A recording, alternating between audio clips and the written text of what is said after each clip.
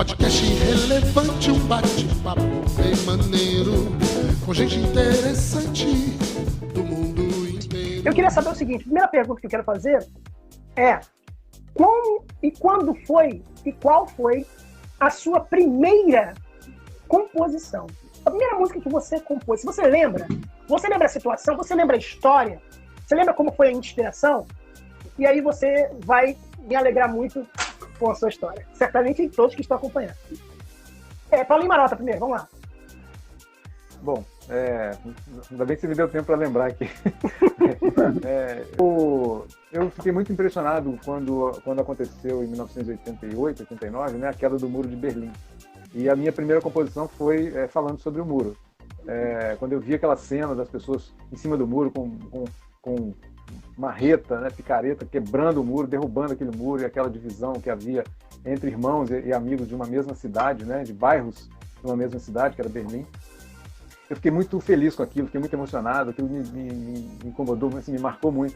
E eu, então, eu fiz uma música, né, sobre essa questão dos muros que a gente constrói contra as pessoas, né, nos isolando das pessoas, e que em Jesus esses muros podem ser quebrados, podem ser destruídos. Então essa para mim foi uma experiência muito marcante, foi a minha primeira composição. A minha lavra é relativamente pequena, mas assim, foi uma experiência muito marcante para mim compor, porque assim, eu andava com Janires, Pedro e Carlinhos, né? Assim, eu realmente era o carregador de caixa, nada além disso, porque os caras não tem o que dizer deles, né? Bom, a minha primeira composição foi em 83, mas foi para minha esposa, da parte da música cristã mesmo. A primeira música que eu compus foi em 87. Na verdade, antigamente era rap, né? Hoje hip hop. E foi uma espécie de um testemunho rápido daquilo que foi a minha conversão, que foi em 83.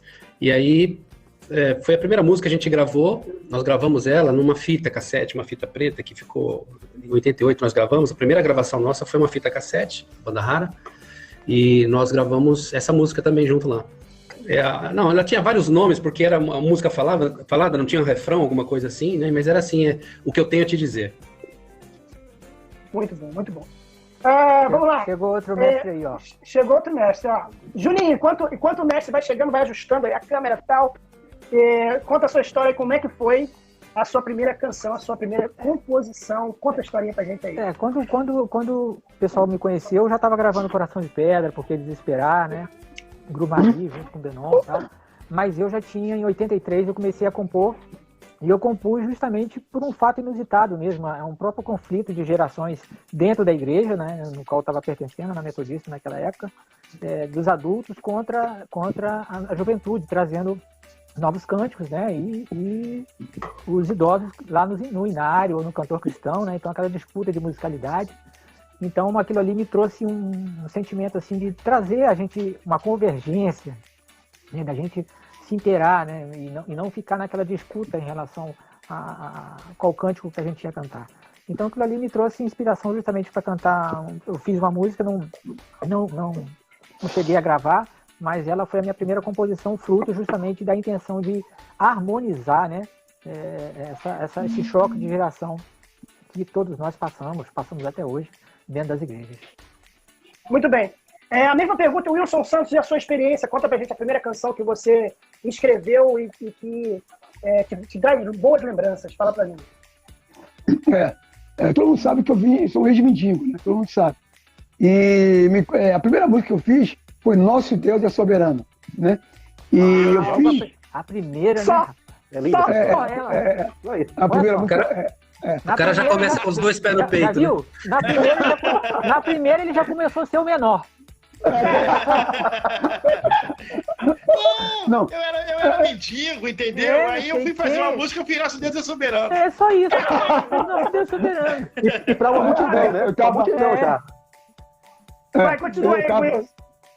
Então eu foi numa madrugada, eu dormindo, aí acordei, depois de ter feito um dia de consagração, aí dormi, acordei, quando eu acordei, veio assim no meu coração, pega o violão, peguei no violão, e pegando o violão foi saindo, nem escrevi, era a época do videocassete ainda, videocassete, e eu peguei no violão, não escrevi, toquei no videocassete e saí compondo, foi saindo. Nossa, numa madrugada, às 3 da manhã, que eu fiz essa canção. Depois de um dia de consagração, fui dormir, o Espírito Santo me acordou de madrugada e eu peguei e fiz essa música. Em 84. Era o gravador de fita cassete, né? Isso, fita cassete, exatamente. Entendeu? E aí o papai acordou, pega no violão, obedeci.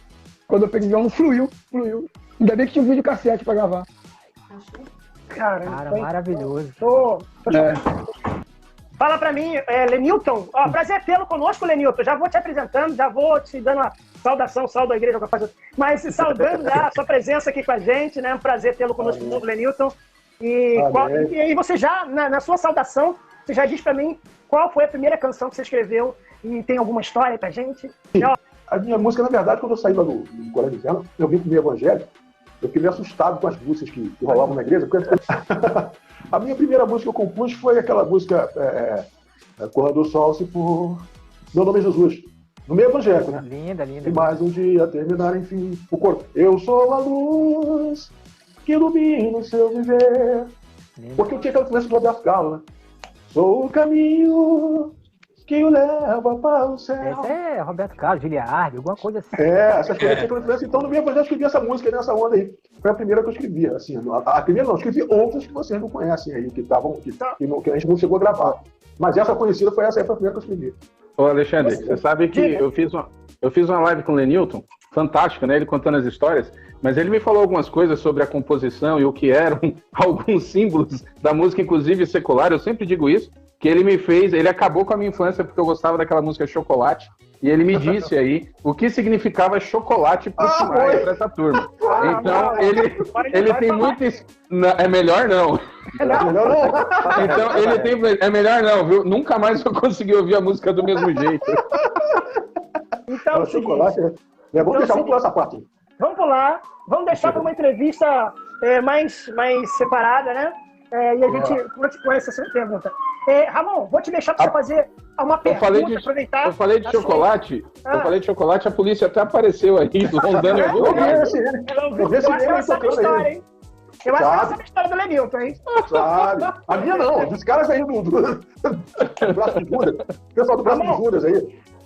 Ramon, faz uma pergunta aí, você vai me ajudar. Ramon, Lednilson e o meu querido Fábio Fonseca vão me ajudar a fazer perguntas capciosas para os nossos convidados. Vai lá, Ramon, pastor Ramon. Nossa, pergunta capciosa. Escolhe na roda.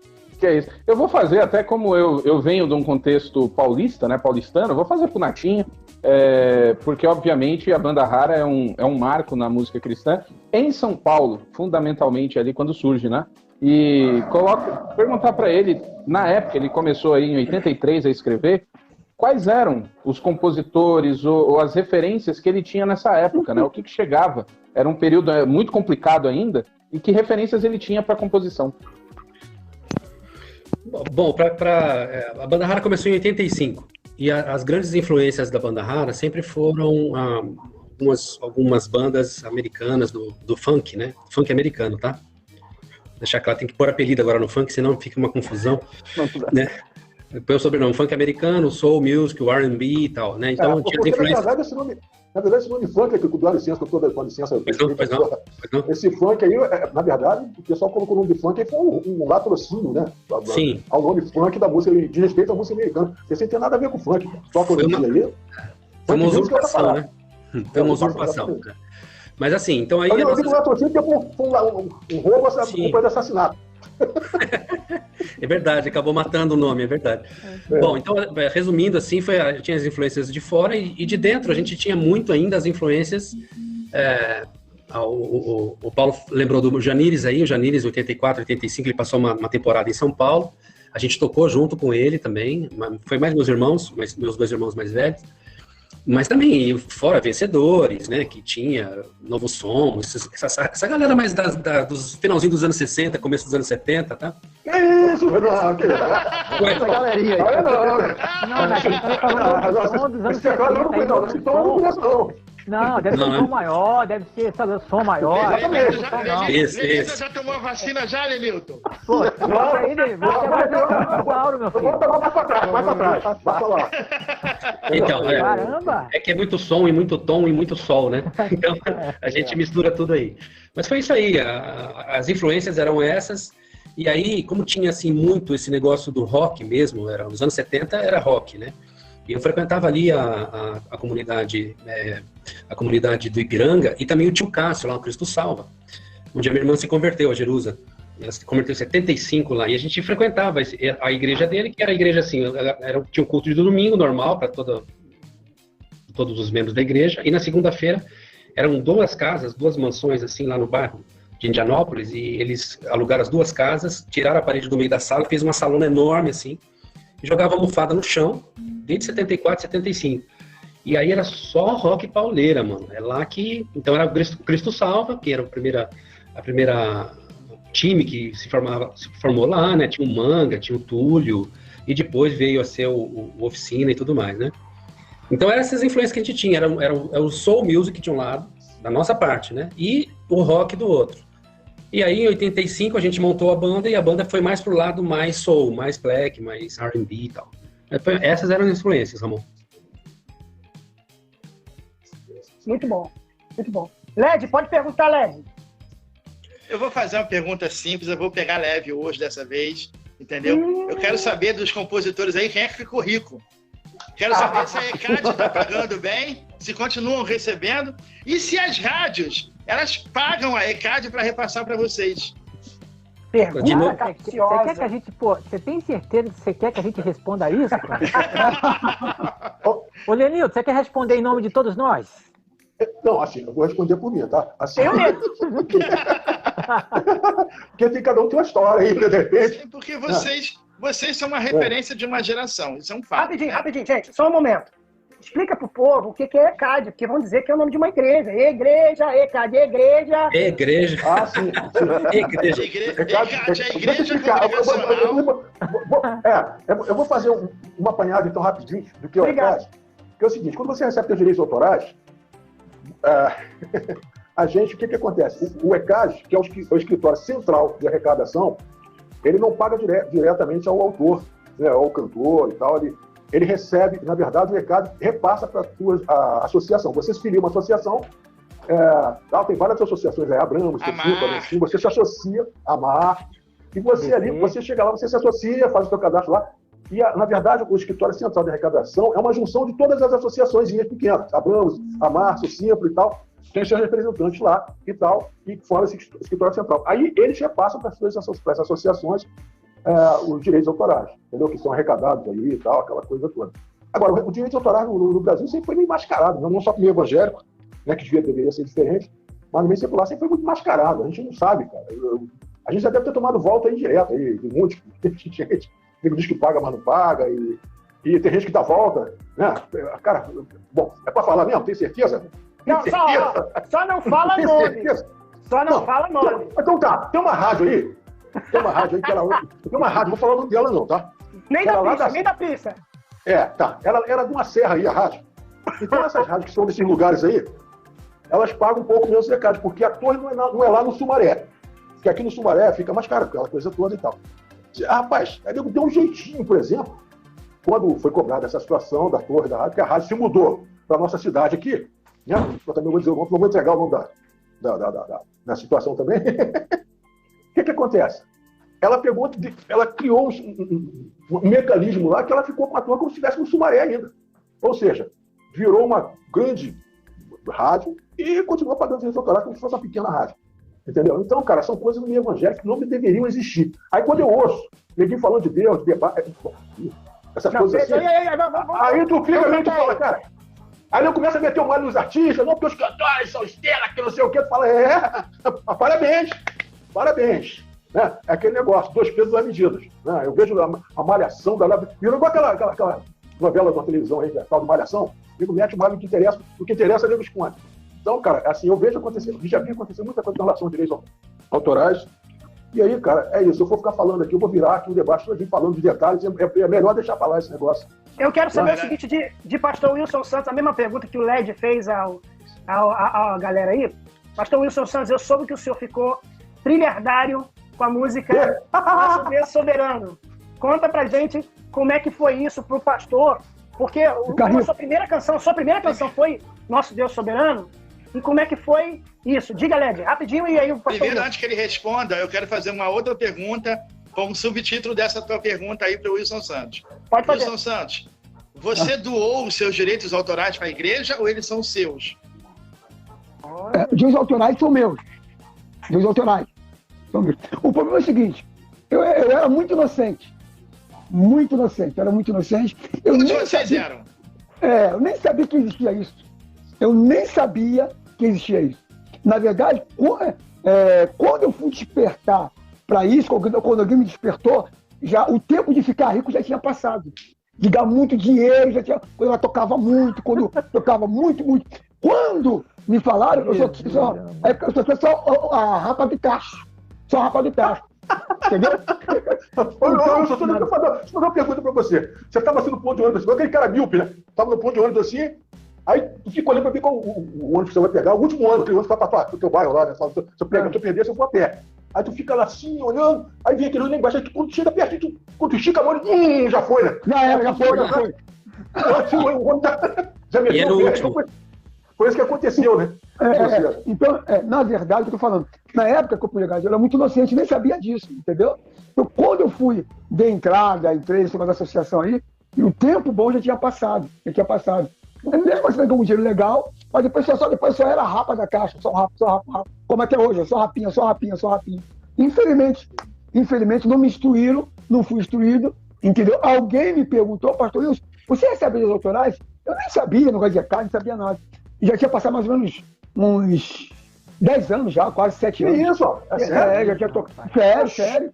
E aí, e outras coisas mais que eu não quero falar aqui, eu pode me complicar. É porque caduca em 5 em 5 anos, né? Em 5 em 5 anos caduca. Então você os dois anos já tinha perdido aí. Mas é um negócio de igreja também, que é meio complicado, quando você tem música que tá complicado, né?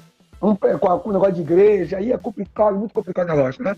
A igreja diz que a música é dela, e vai aquele negócio todo, maluco.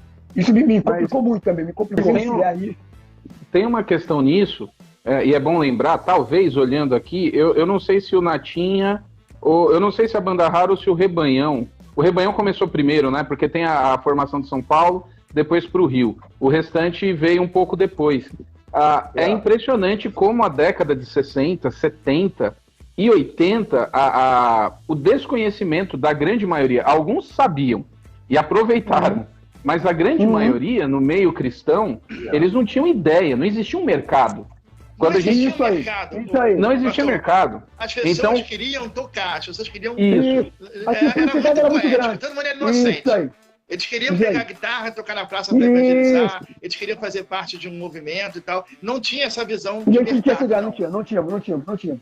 E eu a sensação que eu tenho é que, de maneira geral, o pessoal ligado ao secular e até mesmo os órgãos responsáveis também não enxergavam as músicas evangélicas como um negócio. Não existia uma fiscalização, uma legislação. Isso vai acontecer depois. Desculpa, eu lembro que do meio para o final dos anos 90, e isso eu sei que o Natinha fez parte, foi tentada uma associação de músicos cristãos, né? Não tem a AMCA, mas não é isso, né? Era a AMC. A AMC, né? Mas foi tentado, inclusive depois vocês podem até falar sobre as dificuldades daquela época, que se continuam até hoje, de uma associação que de fato vá atrás desses interesses, porque a desinformação era geral. Não, mas olha só, a legislação, dentro disso aí, que tá falando, a legislação, ela é bem clara quanto a isso, é de 5 em 5 anos. Se tua música está retida lá e tal, ela vai para o rateio geral, que tem todo final do ano. Todo final do ano, aquelas músicas que ficam retidas no ECAD, ela entra no rateio geral e aquilo é subdividido aí de acordo com o percentual de cada um. O que eu acho, por exemplo, errado. Eu não acho que deve ser de acordo com o percentual de cada um, porque tem cara que ganha, por exemplo, aí 100 mil, 200 mil, 300 mil de direitos autorais. Então, de repente, entra um rateio aí que dá uma grana razoável. Aí você vai dar um percentual maior para o cara que ganha mais. Entendeu? Eu acho que tem que ser um percentual... Não é justo, assim, não é justo. Exatamente. Tem que ser por assim, partes iguais. Você vê quantos tem lá e tal, você divide lá, você vê quanto é que vai dar. Ainda que dê aí tintim para cada um, não sei quantos compositores tem, entendeu? O que tu der, o cara ganhar 20 mil e o outro ganhar aí 100 reais. Pô, é complicado, né? É injusto, não acho legal. Não. É Eu não ratei, no caso, não ratei. Eu vou pedir para o Fábio fazer uma pergunta. E eu tenho até medo de voltar com o Lednilson, porque o Lednilson ele é Tramontina. Terrível. Acho que vou derrubar o Lednilson.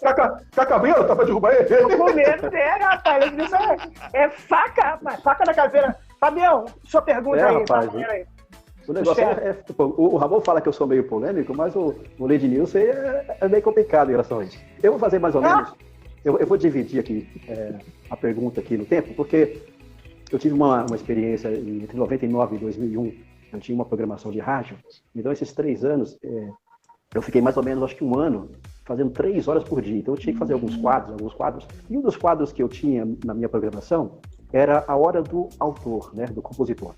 Então, eu escolhia uma música e fazia ali, então, um texto pequeno falando um pouco sobre o compositor e tocava a música. E aquilo, com o tempo, teve uma repercussão muito bacana e um retorno muito bem. Então, eu quero dividir aqui a minha pergunta em relação a 2 épocas, né? Por exemplo, antigamente, como que era a gravação? Era vinil, depois o CD. Então, tinha aquela coisa das pessoas. Acho que não aconteceu isso com ninguém aqui, acho que não.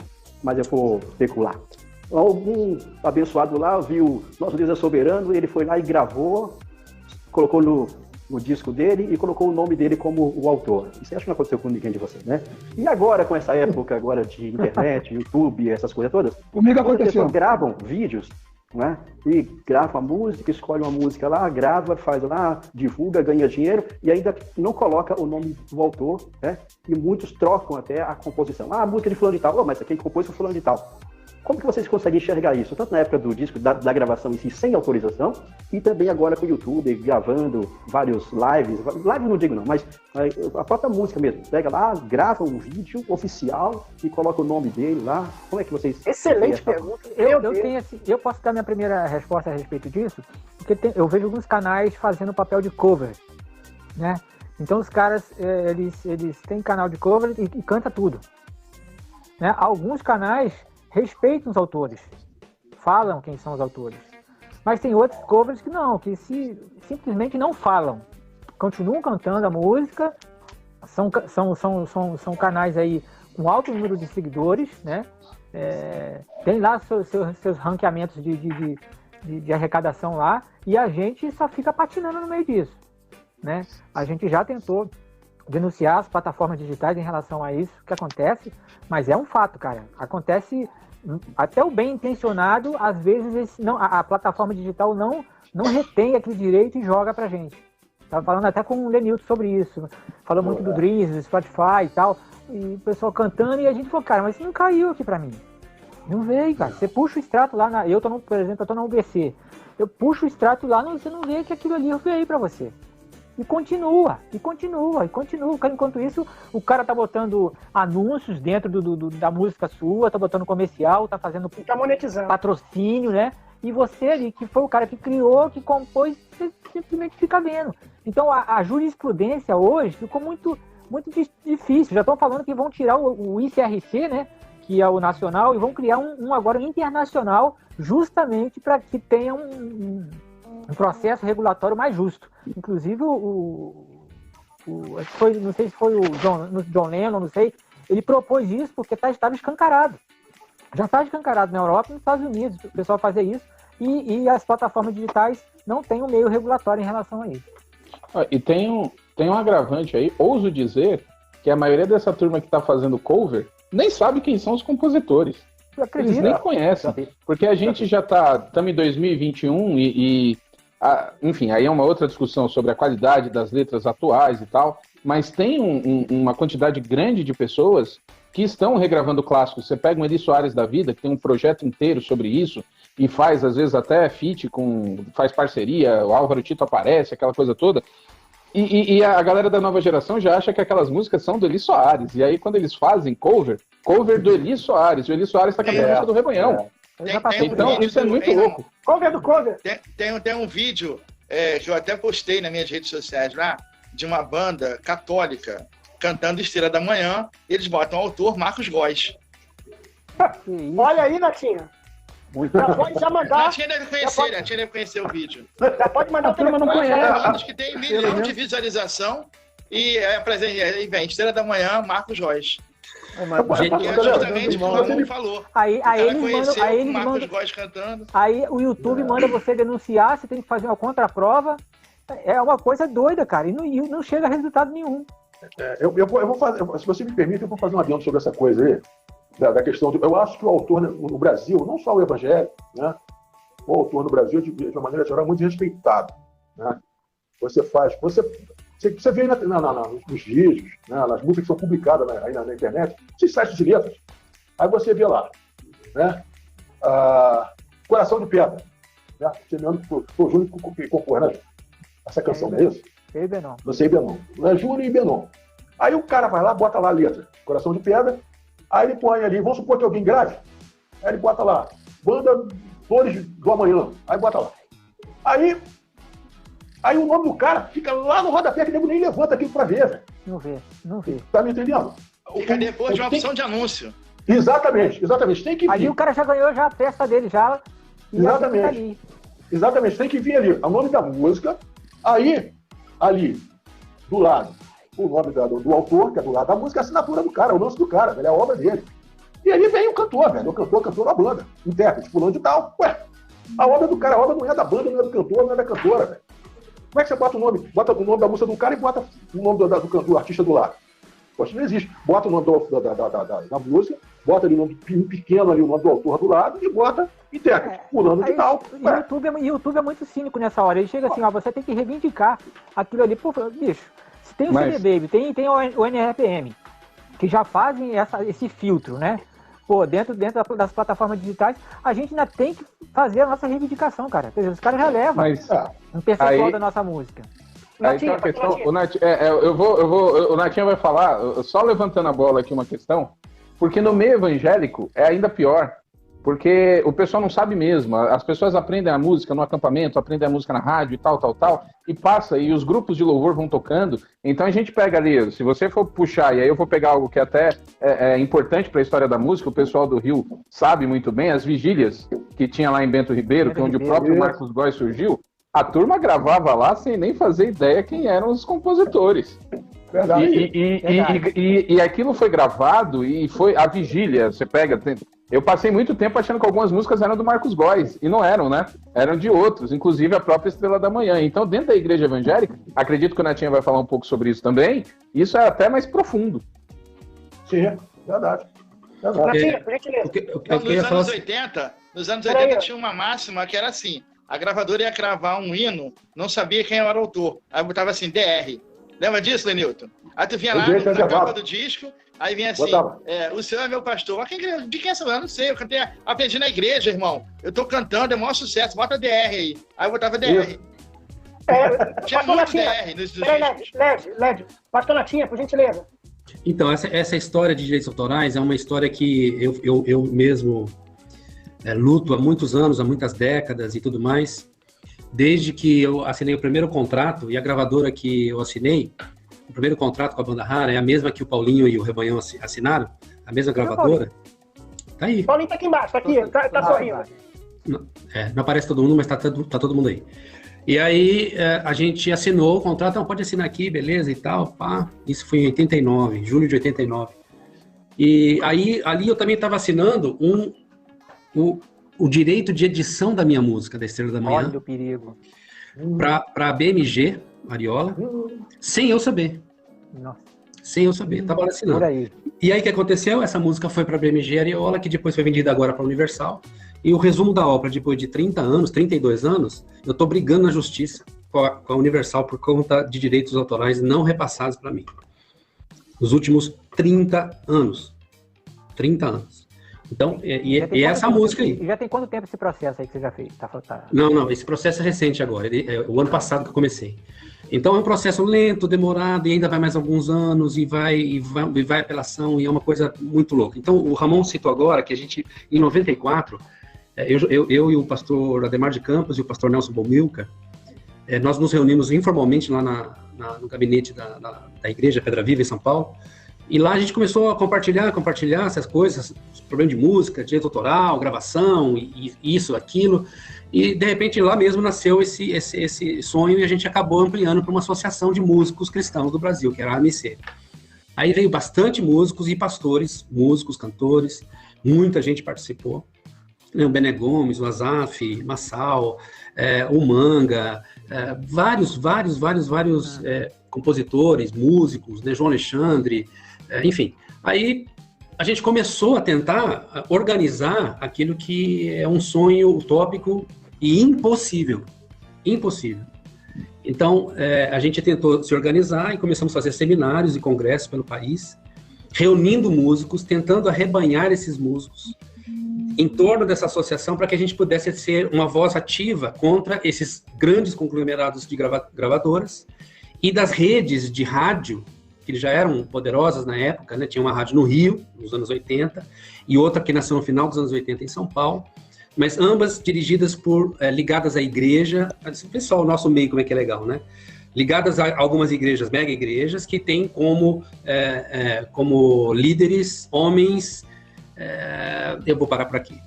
Então, o que aconteceu foi, a gente começou em 94 e fomos até 2002, se não me engano, nosso último congresso foi lá na Bethesda, em São Paulo.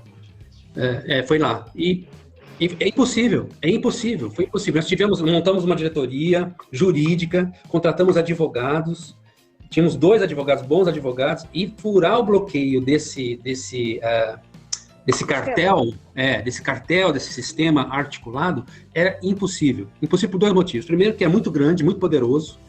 Quando o Lenilton está falando aí do ECAD, Escritório Central de Arrecadação, gente, como é que pode uma empresa se chamar Central? Está tudo voltado para ela administra tudo. Então, o que acontece? Nós não vamos conseguir furar esse bloqueio só com articulação humana. Detalhe, eles são arbitragem, muito arbitragem. O ECAD é uma autarquia do governo? Não, é estadual, né? De acordo com o Estado. É federal. Eu só sei uma coisa. Eu fui fazer um evento. Associação estadual. Eu fui fazer um evento no Melo Tênis Clube, e aí quando eu estava fazendo evento lá, o pessoal da ECAD veio me cobrar uma taxa, porque ia rolar música. Então eu tinha que pagar uma taxa, eu acho que era R$500, parece, para a ECAD, para poder deixar rolar o evento lá. Então, assim, eles recebem. Em 1990, 2 fiscais do ECAD foram lá na frente da igreja Pedra Viva e falou que eles queriam que a gente pagasse uma taxa pelas músicas que a gente ia cantar no culto, no domingo à noite. Isso não existe. Já situações. Deixa eu só concluir, que aí eu encerro essa história, que o assunto é muito longo. Mas assim, só para dizer para vocês que o negócio é tão sujo, porque eu falei 2 motivos. Primeiro, que a estrutura é muito grande, é muito complicado de furar. E segundo, que nós, do nosso meio, eu vou falar nós aqui, só por uma questão de eufemismo, né? Porque somos muito desarticulados, desunidos, tá? E temos, assim, um grande problema, que é exatamente esse exemplo que vocês citaram aí, que o Lednilson citou. Eu, quando fiquei sabendo que o irmão, irmão mesmo, né? O irmão lá que gravou lá a música Estrela da Manhã lá na Vigília, eu fiquei sabendo pelo baterista, que era o Ronaldo, lá do Semeador do Rio, o Bebeto e o Ronaldo. Bebeto e Ronaldo. E aí eles me ligaram, o cara tá gravando essa música aqui, que legal que você cedeu pra ele. Eu falei, o quê? Aí, o que eu fui fazer? Eu fui atrás, né? Aí, quando a música chegou em São Paulo para ser distribuída numa gravadora aqui em São Paulo, eu conheci o dono da gravadora, fui lá falar com ele. Falei, e aí, você tá distribuindo? Mas ele não falou com você? Nada. Ok, acionei meu advogado, ligou para ele, mandou notificação, e nada. Passou anos, gente, passou 3 anos. 3 anos. Aí, quando meu advogado falou assim, a única maneira é a gente fazer uma notificação extrajudicial e impedir ele de gravar com uma multa diária de não sei quantos mil lá, alguma coisa assim. Aí, quando mexeu no bolso da figura, aí ele me ligou. Pastor Natinha, paz do Senhor, como é que você tá, meu irmão? E eu fiquei quieto. Aí, sabe o que tinha acontecido, gente? Aí eu vou falar porque é o seguinte, irmão, a gente tem poucas chances nessas verdades, poucas chances de falar essa verdade. Quando eu fui nesse escritório da gravadora que estava distribuindo o CD dessa pessoa, tinha lá na parede um disco de ouro, uma coisa assim, que era 100 mil. Na época era 100 mil de CDs vendidos, né? 100 mil cópias. Aí eu falei, nossa, cara, 100 mil cópias vendeu? Eu já fiquei pensando, olha só o cara, como é que é, cresce nas costas dos outros, com vários outros autores, aí ganha um prêmio e tal. Aí o dono da gravadora falou, não, cara, ele não vendeu 100 mil, não. Ele vendeu 19 mil. Eu falei, mas peraí, por que tem um negócio que representa 100 mil na sua parede, irmão? Ô, irmão? Aí ele, não, porque assim, é o mercado, e papapá, e papapá, e papapá. Cara, é esse nível do negócio. Aí, quando ele me ligou, depois que recebeu a notificação, lá do Rio, aí ele falou assim, me passa o número da sua conta, que eu tô tentando te procurar faz tempo, tá? Eu falei, você tá tentando procurar e põe o seu nome como autor da minha música, irmão? É assim que funciona o negócio aí? O nome da sua música, sério? Ele pôs como autor da minha música. Ei, caramba. Estrela da Manhã. O Claudinei. Não, o Claudinei sabe dessa história. Todo mundo sabe. Aí o que acontece? Aí ele falou, me dá um nome da sua conta. Ele tava querendo... Bom, cara, não vou entrar em julgamento aqui, que é complicado, né? Mas aí, dá um número da sua conta. Eu falei, tá, anota aí. Aí eu dei o número do meu advogado. Falei, você fala só com ele e a partir de hoje eu não falo mais com você, meu irmão. Não dá porque você... Eu não falei isso pra ele, mas ele tem a oportunidade de se retratar. Um cara que grava uma música em nome de Deus e fica ministrando lá durante o culto gravado. Falando de amor, de perdão, sinceridade, honestidade, etc e tal. E o que acontece? Aconteceu isso. Esse é um caso. Eu tenho mais alguns aqui para contar para você de músicas minhas, tá? Inclusive o Sonda-me. Que jamais foram faladas em lives. São coisas que eu acho que devem ser faladas porque às vezes a gente vive numa ilusão, né? De uma vida, numa coisa colorida gospel, né? Eu posso falar uma coisinha pra você? Antes de você mudar. Mantenha a linha do Natinha de não citar nomes. Não vou alongar, não. Tá? Eu só quero dizer o seguinte. Eu vejo muita coisa, a questão do evangelho da conveniência. O que me convém é evangelho. O que me convém, irmão, o amor. Olha só, olha o amor, não sei o quê. Né? Aquelas coisas todas. Quando me convém, aí é outra situação. O que acontece, cara? Eu já vi muita coisa aí no público em relação a direitos autorais, por exemplo. Você pega o livro. Até os pastores, quando vão pregar lá, a gente fez seminário também, sabe como é que é? A gente não vai pegar, se a gente vai citar o trecho de algum livro de alguém, a gente cita o nome do autor. O cara, não é assim que funciona? É o que diz lá a legislação. Tem que citar o nome do cara, o autor daquela coisa, citação do livro tal, não sei de quem. Você coloca, inclusive, quando você vai formalizar, você bota o trecho do livro e tal, bota de quem é, cita, faz a citação. Eu vi um concurso de poesias numa igreja, e tal, e alguém disse assim, o líder falou assim, não, eu não vou citar o nome dos autores, não. Eu deixo para citar no final, para ninguém saber de quem é as poesias. Aí eu não participei, eu falei, não vou entrar nisso. Não é questão do nome, não é questão da vaidade. É questão de direito, meu amigo. A obra é tua. Cara, essas coisas não dá para entender. Por que não pode citar o nome do cara? O que é proibido? Aí o que acontece? Não vai citar o nome do autor, né? Tem pastores que o cara vai cantar a música, o cara acha que aquela música teologicamente não está de acordo, ele muda a letra do cara sem ter autorização de ninguém, a igreja canta errado daquele jeito. Verdade. Pô, aí, cara, como é que é isso, velho? Falta de respeito, não pode, não canta a música então, meu irmão. Você não pode chegar e mudar a letra do cara sem autorização do cara. Aquilo é uma obra de alguém. Você não pode chegar e mudar a letra sobre o prazer. Chega para a liga, o teológico está errado aqui. O que você acha? De repente dá uma mudadinha aqui e tal, não sei o quê. Mas não pode mudar a letra do cara. Eu tô vendo. Entendeu? Não pode chegar e fazer isso. Fred tá quase muitas coisas. Mas é só isso, eu queria só abrir essa Paulinho não tá falando, hein, gente? Paulinho não tá falando. A minha pergunta era pra chegar no Paulinho, mas olha lá, Jerusa. Eu tenho uma pergunta muito tranquila agora. Muito tranquila mesmo. Tá? Olha, mãozinho querido. A Jerusa aí, ó. Ô, Jerusa! Você sabe aqui, Jerusa. Rapaz, Deus te abençoe aí, viu? Seja bem-vindo.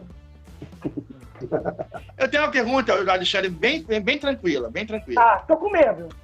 Vamos lá. Olha, Tramontina. Vamos lá. O Natinha fazia parte do cast de uma gravadora da igreja. O Wilson Santos fazia parte do cast de uma gravadora da igreja também. O Júnior fazia parte do cast de uma gravadora da igreja também, né? O Novo Som também fez parte desse cast dessa gravadora de igreja também.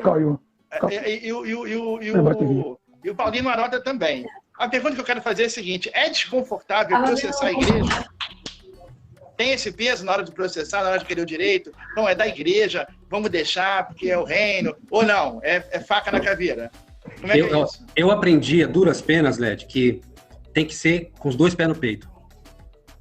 Porque, eu sim, não.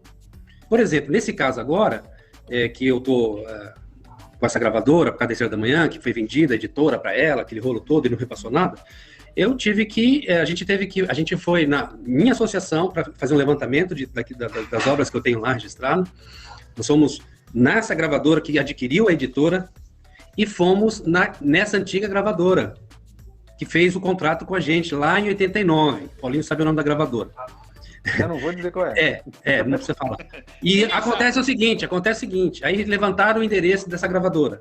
Agora, esse ano, meus advogados levantaram o endereço. O endereço, cara, é fake, mano. Não. Endereço fake. CNPJ direitinho, o endereço é um barzinho, um boteco, uma coisa ali na Liberdade de São Paulo. Então é só para você ver o nível da coisa que não mudou. Em 30 anos não mudou. E neguinho e branquinho fugindo de tudo, entendeu? Tá ligado? Fugindo de tudo, passando a rapa. E aí, é o que eu falei assim, olha, minha advogada falou, você quer fazer? Vamos para cima de todo mundo. Vamos ver. Não tem problema nenhum. Ah, mas pode ser que demore, não sei o quê. Não tem problema. Tá tudo certo. Eu acho que esse tipo de coisa a gente precisa restaurar a partir de gestos pequenos, mesmo que seja pequeno. Poxa, eu sou um que está fazendo um processo para tentar recuperar alguma coisa, mas se outros fizerem a mesma coisa, a gente começa a mexer um pouquinho nessa história. E é inadmissível, me perdoe aqui a revolta, é inadmissível que gente que fala em nome de Deus haja do jeito que está agindo. Então a gente tá falando aqui, ó, de compositores aqui que fizeram músicas, que abençoaram tanta gente, cara, que tocou o coração de gente, e não só dentro da igreja, até fora da igreja. Fora. Né? É verdade. Pô, cara, essa geração aqui, principalmente fora. Porque essa geração que tá aqui nessa live aqui, ela não fez música pra dentro, não. Então é isso aí. Música pra fora. Agora eu queria fazer uma pergunta um pouco mais leve. E eu quero, claro, dentro desse mundo, desse universo de composição, de compositores, aí eu vou começar aqui com o Paulinho, que tá quietinho, mineirinho ali, quietinho, tá na dele ali. É relação. Tá aí? Tá, cara. Tá aqui. Miltar no teu canal aí, Marota? Tá miltado, hein? Tô quieto aqui, cara. Beleza? Faz o seguinte, faz uma aquecida do pessoal, faz aquele negócio que ele fala, gambiarra aí, bota pro outro canal aí, velho. Vê se rola aí. Teu canal tá miltado, velho. Não, tá legal, estamos aqui. Geralmente a inspiração vem, cara, e ela vem geralmente num momento, para mim pelo menos, que eu não consigo pegar, sabe? Ela vem e eu não consigo acompanhar ela. Eu perdi a maioria das inspirações que eu recebi. Assim. Eu não consegui lembrar, não conseguia gravar. Às vezes eu corria atrás, tentava pegar algum recurso para gravar ou para anotar alguma coisa. E assim, se eu não dedicar tempo, esforço, né, suor mesmo, ela vai ficar ali, cara. Às vezes sai uma estrofe. E às vezes fica ali anos aquela estrofe e não sai do lugar. Então, assim, eu acho que é muito mais uma questão de transpiração do que de inspiração, sabe? De você estruturar o processo. Se organizar. Sabe? Mastigar, né, Paulo? Mastigar. Exatamente. Acho que acontece. Criar o ambiente, né? O pastor Wilson falou um negócio legal aí, que eu falei, cara, eu queria que fosse assim comigo. O Espírito falou, que inveja, né? O cara já saiu. Cara, comigo isso nunca aconteceu, né? Então, assim, eu fico impressionado de ver um lance assim bacana como o dele, né? E é uma música que a gente canta, né, até hoje, quantos anos? É verdade. Todo mundo canta. É verdade. Então, assim, eu acho que tem essa coisa da unção, sim. Mas a grande maioria, né, precisa ter um trabalho estruturado. É de pensar, de escrever, de associar as palavras, de colocar no papel e escrever de novo. Então, é muito mais trabalho do que inspiração em si, no meu caso, né? E eu queria só aproveitar Sim, aí, por favor. eu queria ter completado o que o Natinha colocou ali, porque, cara, assim, eu lembro quando a gente gravou o primeiro disco, em 82, 83, lá com, né, uma gravadora que eu também não vou dizer o nome, que eu gosto muito do cara, eu acho, né, assim, a gente acaba... 81, né, Paulinho? 81, obrigado, cara. A gente... O nome dele começa com T? O nome dele começa com T? Não, né? Não, começa com A. Não. Não é nem esse não, é o outro. Daqui a pouco vai sair o nome. Não, começa com A, lembrando só com o Luciano Huck. Não, começa com A. Mas eu lembro que a gente recebeu como pagamento, a gente recebeu 1000 LPs como pagamento da nossa gravação. Foi só, não teve assim nenhum dinheiro. Eram 10 caixas, que cada caixa cabia 100 bolachas, né, 100 discos. Então eram 10 caixas e era pra gente vender aquilo e ganhar o dinheiro. Esse era o nosso pagamento. E o disco foi Mais Doce que o Mel, que foi, né, poxa, eu não sei quanto disco veio. Eu sei que a gente conseguiu vender a muito suado 1000 cópias. Eu não sei quanto além de 1000 cópias vendeu esse disco. Não faço nem ideia. Porque o dinheiro que entrou no nosso bolso foi dessas 1000 cópias. E ainda assim, a gente viajando, a galera na época não tinha. O disco era uma coisa cara, né? Todo mundo podia. Então, a galera Hoje também. copiava descaradamente. Hoje também. Mas na época a galera copiava descaradamente. Fitinha copiado no cassete mesmo, e a gente não podia fazer nada. A gente, assim, pedia pro pessoal, gente, compra aí, porque, pô, o Janiris dependia disso, né? Todo mundo, né, na verdade. Mas, assim, acho que muito mais a questão do Janiris, que eu acho que isso era desgastante para ele, sabe? Porque ele precisava subsistir, precisava viver, cara. Ele precisava pagar as contas dele, e ele vivia da música, né? Então a gente ajudava, fazia camiseta, fazia porta-copo, jogo americano, guardanapo, no silk screen, né? Pra poder fazer um dinheirinho pra gente viver, cara. Eu lembro que o Pedro comprou a gente comprou não foi o Pedro, foi o Janiris. Eu sei que um dia apareceu na casa do Pedro uma mesa daquela de silk, de 6 mesas, sabe? 6 telas. 6 garras, 6 garras. 6 telas, né? A dona Liliane, mãe do Pedro, tirou o sofá do meio da sala, botou tudo pro canto assim, a gente botou a mesa lá no meio da sala, cara, pra fazer camiseta, jogo americano, pra poder viver, entendeu? E assim, e dinheiro mesmo de tocar e tal, de vender disco, nada. De contrato, nada. Fizemos outro contrato, fizemos outro, contrato com gravadora grande. O dinheiro que a gente via era o adiantamento. As gravadoras grandes pagavam um adiantamento, né, em cima de tantas mil cópias. Nunca prestava, assim, prestava conta, mas assim, muito, sabe, para inglês ver. E aí, aquele dinheiro que você recebia da primeira vez nunca mais entrava no bolso, sabe? Você ficava com aquele, torrava aquilo, porque tinha que comprar um instrumento, não sei o quê. E o dinheiro você não sabia quanto que estava vendendo, os relatórios eram muito precários, e direito de rádio, cara, assim, de vez em quando pingava uma mixaria, e a gente associado ali, né? Agora, o Paulinho. Cara, eu tenho dificuldade de pagar a conta com esse dinheiro que entra de 3 em 3 meses, às vezes paga meia conta de telefone, cara. Então, assim, cara, o que é isso? Eu não sei como é que as pessoas vivem, né? E assim, eu acho que é aquela coisa, você vai tocar, quem roda muito, quem viaja, tal. Eu vejo aí hoje, Carlinhos viajando que nem estava, né, antes da pandemia. Quer dizer, se antes da pandemia estava difícil, né, o pessoal viver disso, com média oferta, de cachê, do que for. Já estava difícil antes. Né? Exatamente. Então, assim, e eu me considero assim, eu comecei, né, naquele tempo, então eu não ganhei dinheiro. Saí do Rebanhão no início da década de 90, quando o pessoal começou a ganhar dinheiro. Eu não sei, dizem que muita gente ganhou dinheiro. Eu não ganhei um centavo. E quando eu voltei agora, né, em 2015, também já tinha passado a fase do dinheiro, igual essa. Passou um ano. Curva desceu, você entrou. Ai, cara. Jesus amado. Fala aí, Juninho. Não. Pode seguir, Paulinho. Vai, continua. Ramon quer falar. Não, Ramon Só pegar o gancho aí. Se a gente falou que na década de 70 e 80 tinha esse amadorismo, essa questão até de desconhecimento de lei, de organização, dinheiro era diferente, porque o dinheiro sempre circulou. Porque as vendas sempre aconteceram.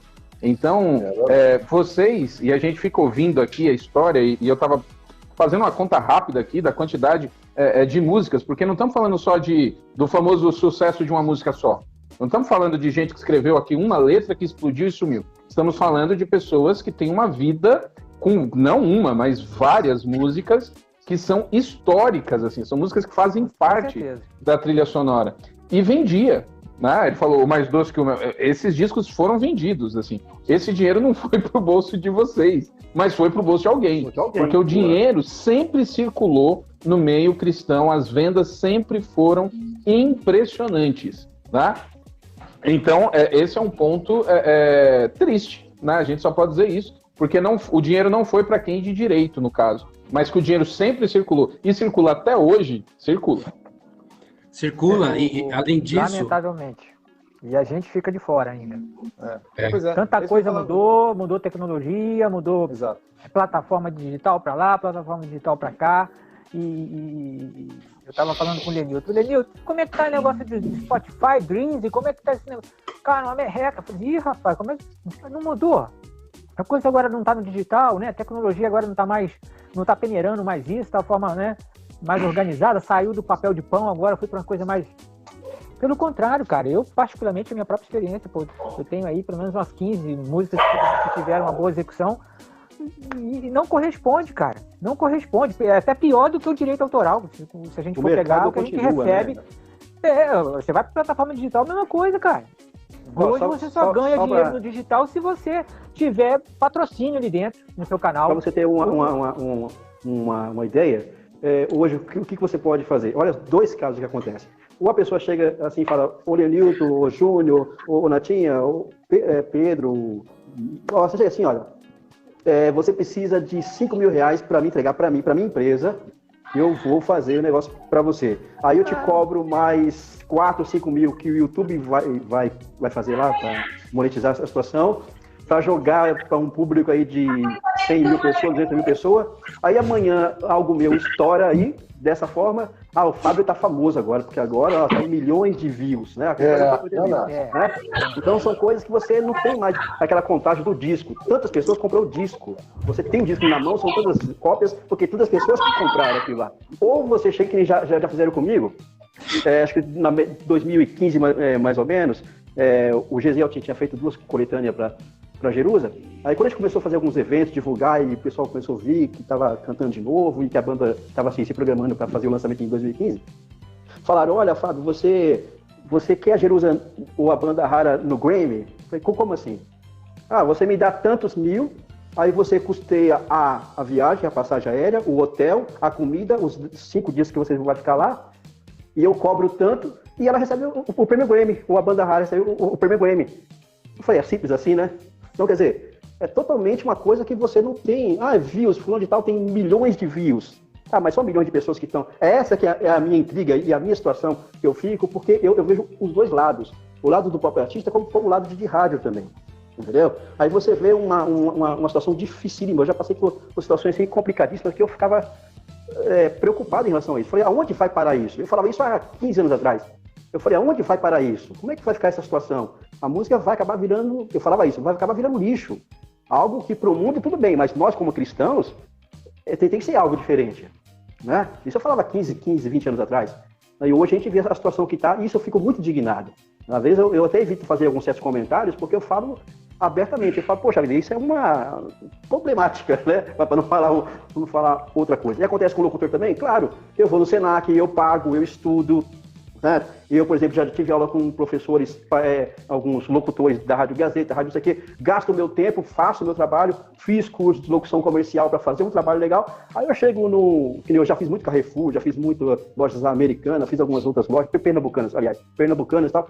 Aí você chega num lugar e você vê um cara com a caixinha de som, nós que você quer, nós é fulano de tal, vai querer no meu lugar, porque eu não vou ter o dinheiro para ir lá fazer, porque o cara já está ocupando o meu espaço. Então, quer dizer, isso é muito injusto, né? Injusto. Se a gente for fazer uma análise bastante intrínseca em relação a isso, essa nossa própria plataforma que nós estamos falando aqui, essa plataforma que a gente está usando aqui, a gente não pode falar certas coisas. A gente não pode expor certas coisas. Senão vão lá e cortam o nosso canal.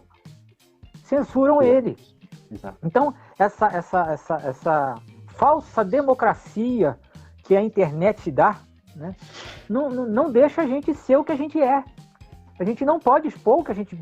Tem certas coisas que se a gente falar, mano, nosso canal tá fora, cara. E isso é um fato que, serve para qualquer situação, não é só o gospel, não, qualquer coisa. Então você tá usando ela aqui, por exemplo, se eu falar alguma coisa no YouTube, em cima de alguma coisa ali, referente à minha música, mas que eu falar aquilo ali, vai dar zebra, eu vou sofrer um dano por aquilo ali. Então você fica... Cara, escravo, cara. Você tem que fazer o jogo deles. Totalmente o jogo deles. Você vê esse negócio aí de curtidas, por exemplo. Curtida, de comentário, de seguidores. Há uma turma enorme aí vendendo isso. Aí você vai descobrir que, Coração de Pedra teve 1 milhão de views. Eu chego lá e consegui comprar os views. Consegui comprar e botei lá. Então o pessoal acha que todo mundo que rodou 1 milhão, e na verdade não rodou. Eu fui lá e paguei o cara lá pra fazer isso. É igual o cara do disco de ouro aí que o Natinha falou. Ô, Júnior, olha só. Quando você está falando é uma verdade. E outra coisa, acontece que essa coisa está impregnando, inclusive, aquela velha história do nada a ver. Nada a ver, velho. Todo mundo faz. Quer dizer, o errado, cara, ele vai ser errado, mesmo que seja todo mundo fazendo. E o certo vai ser certo mesmo que ninguém esteja fazendo aí. Né? Então, o crente que tem a Bíblia, que tem a palavra de Deus, deveria se ligar nessas coisas e entender que, cara, nós não podemos viver de fake. Fake é mentira, porque o pai da mentira é um capeta, velho. Entendeu? O que acontece? É fake. Esse negócio de views aí, cara, estourado, 1 bilhão de views, isso é fake. Você quer acreditar nisso? Então acredita. A pessoa que acredita nisso vai sabendo que é fake. Aquela coisa, eu vou. É igual aquele negócio. Teve um camarada aí que, amigo nosso, que abriu uma rádio aqui no Rio e tal, mandei minhas músicas de projeto para tocar lá. Todo mundo que vai falar, as músicas são maravilhosas. Pô, cara, mas aqui pra gente tocar aqui é o seguinte, cara, a tua música tá muito estourada. Aí eu falei, aonde? No YouTube, não sei o que. Eu falei, como é que é? No YouTube. Eu falei, você bota pra tocar o que tá estourado lá, aquele monte de fake. Aí você bota pra tocar na tua rádio. Cara, a tua rádio tem que tocar aquilo que o nego bota. Porque aí é orgânico. O cara ouve, gostei daquilo, vou pedir pra tocar. Então é orgânico, é verdadeiro. Agora, aquilo que você pega, que tá lá na internet, tá cheio de view, meu amigo, é relativo. Pode ser que tenha até uma música ou outra que realmente esteja estourada. Agora, é fake, total fake. Mas não, não tem como você fazer um parâmetro de comparação do que é fake e do que é verdadeiro. Não, ali não consegue mas chegar. tinha uma questão... Exatamente. Tinha uma questão interessante aí, que no passado, vamos pegar e sair dessa questão da internet hoje. A gente vai lá para trás, e aí as rádios, que foi um grande problema que eu enxergo que aconteceu na história da nossa música, foi quando as igrejas, cada igreja começou a ter sua rádio e sua gravadora. E aí o que acontece? Na rede Aleluia, as 100 melhores, era só da Line. Em São Paulo, na imprensa gospel, ou na Gospel FM, o melhor da música gospel em São Paulo, só da gospel. Né? Aí você. E aí isso ficou fechado, nichado. Você só ia o que era da gravadora. E no Rio, o programa Line, Gospel Line na Record. Pô, legal, só ia Line Records. Né? A MK tinha um programa. Eu consegui furar a fila. Eu tava com CD independente. Não, CD independente, eu consegui ir lá na Line, lá cantar na assim, era muito pouco, mas só para o que eu repito, eu continuo dizendo assim, tem uma questão. O dinheiro continua circulando. Vocês viram os valores relacionados à compra da Som Livre pela Sony? Som Livre, uma empresa brasileira. Não, foi um negócio de quase bilhão, assim, um negócio absurdo. A aquisição da Sony, a Sony comprou a Som Livre, que era da Globo, por um valor, assim, absurdo, uma empresa brasileira, uma gravadora brasileira. E a divisão da Sony no Brasil que mais dá dinheiro hoje não é a Sony secular, é a Sony Gospel. A que mais arrecada, a que mais gera dinheiro hoje não é a Sony. Os números dos cantores aí, ok, eu concordo com o Júnior. É fake ou não é? Não sei o que é fake e o que não é. Mas os números dos cantores ligados ao casting da Sony Gospel são maiores, em sua maioria, do que os cantores seculares. É um negócio assim impressionante. E o dinheiro está girando. Fake, não fake, o dinheiro está girando. Eu tenho dificuldade de entender como é que como é que as plataformas... Vamos pegar... Eu tenho o Spotify, eu não tenho a Deezer. Eu, sinceramente, o valor que o Spotify cobra por mês, com a multidão de música que ele oferece, eu não consigo entender como eles ganham dinheiro. Porque, assim, a gente tem tudo no Spotify. Então, eu sempre comprei CD. Então, eu sei que CD custava. E quando eu fico embasbacado, que assim, a música que eu quero, eu acho, quase todas estão lá, e eu pago R$19 por mês. Mas é muitos bilhões de propaganda para a empresa, e o artista fica com 3 centavos por cada 100 música que toca. É isso aí, é a divisão do bolo. É isso mesmo, é por aí. Peraí, calma. O povo que tá ouvindo a gente, às vezes não sabe dessa numeração. Eu gostaria realmente que o Fábio dissesse aqui com todas as palavras. São 3, como é que é esse número aí, gente? Parece que são 3 centavos. Confirma, todo mundo. 0,03 por cada, acho que 100 músicas que são baixadas. Então, quer dizer, o artista ganha mínimo, mas a empresa que tá fazendo tem propaganda, tem divulgação, tem um monte de coisa que a empresa ganha. Mensalidade, cliente. Entendeu? Mensalidade, não é só o 19 que a pessoa paga, né? Mas esse valor é o valor do compositor ou é o valor da banda? Qual que é? Como é que é a divisão do bolo? Eu não sei. Não, fonograma. Fonograma, né? Fonograma. Não, mas o autor ganha quanto em cima disso? O autor tá misturado esse valor. Tá misturado isso, aí né? o ECAD, você pode ver, você pega o ECAD ali, Spotify não aparece no ECAD não, cara. O ECAD não vê dinheiro do Spotify? Não aparece, você puxa aí, pô, vocês têm editores melhor do que eu, aliás, agora nessa hora eu sou menor, né? Agora eu posso falar. Não, vê se aparece, é só vocês me falar, não, vocês recebem o extrato de 3 em 3 meses aí. Vê se aparece Breeze, Spotify, liga o seu microfone aí. Liga seu microfone aí. Desculpa, Júnior, desculpa. Pode falar depois, Natinha. Pode falar, Natinha, sobre isso. Tá desligado o microfone. Tá sem áudio. Liga o microfone, por favor. Na tela, Natinha, na tela. Enquanto ele liga, só para dar informação, eu pesquisei aqui, a Sony comprou a Som Livre por 1,4 bilhão. Esse foi o valor.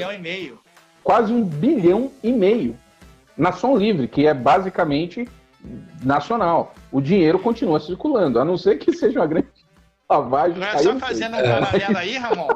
fazendo um paralelo aí, Ramon, o governo federal gastava 1 bilhão por ano em anúncio na Rede Globo. E depois que o novo governo entrou, secou essa fonte. Mas a nossa fonte continua jorrando e não vem pra dentro. Eu queria fazer uma pergunta, gente. O Natinho ainda vai falar ainda? Deixa o Natinho falar primeiro. Não, pode falar. Eu queria fazer uma pergunta. Não, o Natinho passou o Natinho, tá tipo assim, um vulcão tentando segurar ali. Ó. Esse assunto irrita um pouquinho o Natinho. Vamos deixar ele falar de Sonda-me, pra ele ficar mais tranquilo. Não, a pressão do cara vai subir. Rapaz, ligou. Olha, deixa eu falar uma coisa. Mudando um pouco, dentro do tema de música e composição, mas mudando um pouquinho agora, saindo dessa questão de mercado de direito autoral e tudo, eu queria fazer uma pergunta a vocês. O Asaf Borba, uma vez numa live, ele falou que quando ele faz uma música, uma composição, ele leva para o pastor dele para ver se há algum erro teológico. Se aquilo ali é aquilo ali mesmo, ou é um sentimento dele e não está na Bíblia e tal. Vocês têm esse processo de acariação também? De levar o Lenilton, quando faz uma música... Deixa o Natinho primeiro. Esse é todos vocês. Led, esse é um detalhe assim delicado, por quê? Porque cada um é de uma denominação que segue uma linha teológica específica, e o que pode ser absurdamente normal para mim pode ser uma grande heresia na sua igreja, por exemplo. Isso acontece muito. Agora, eu concordo com o que você falou anteriormente, acho que foi você que falou de alterar a letra da música, ou foi o Lenilton? O Lenilton. Então, é um absurdo, né? Então você pega, por exemplo, a música do Bené, a único que é digno de receber, né?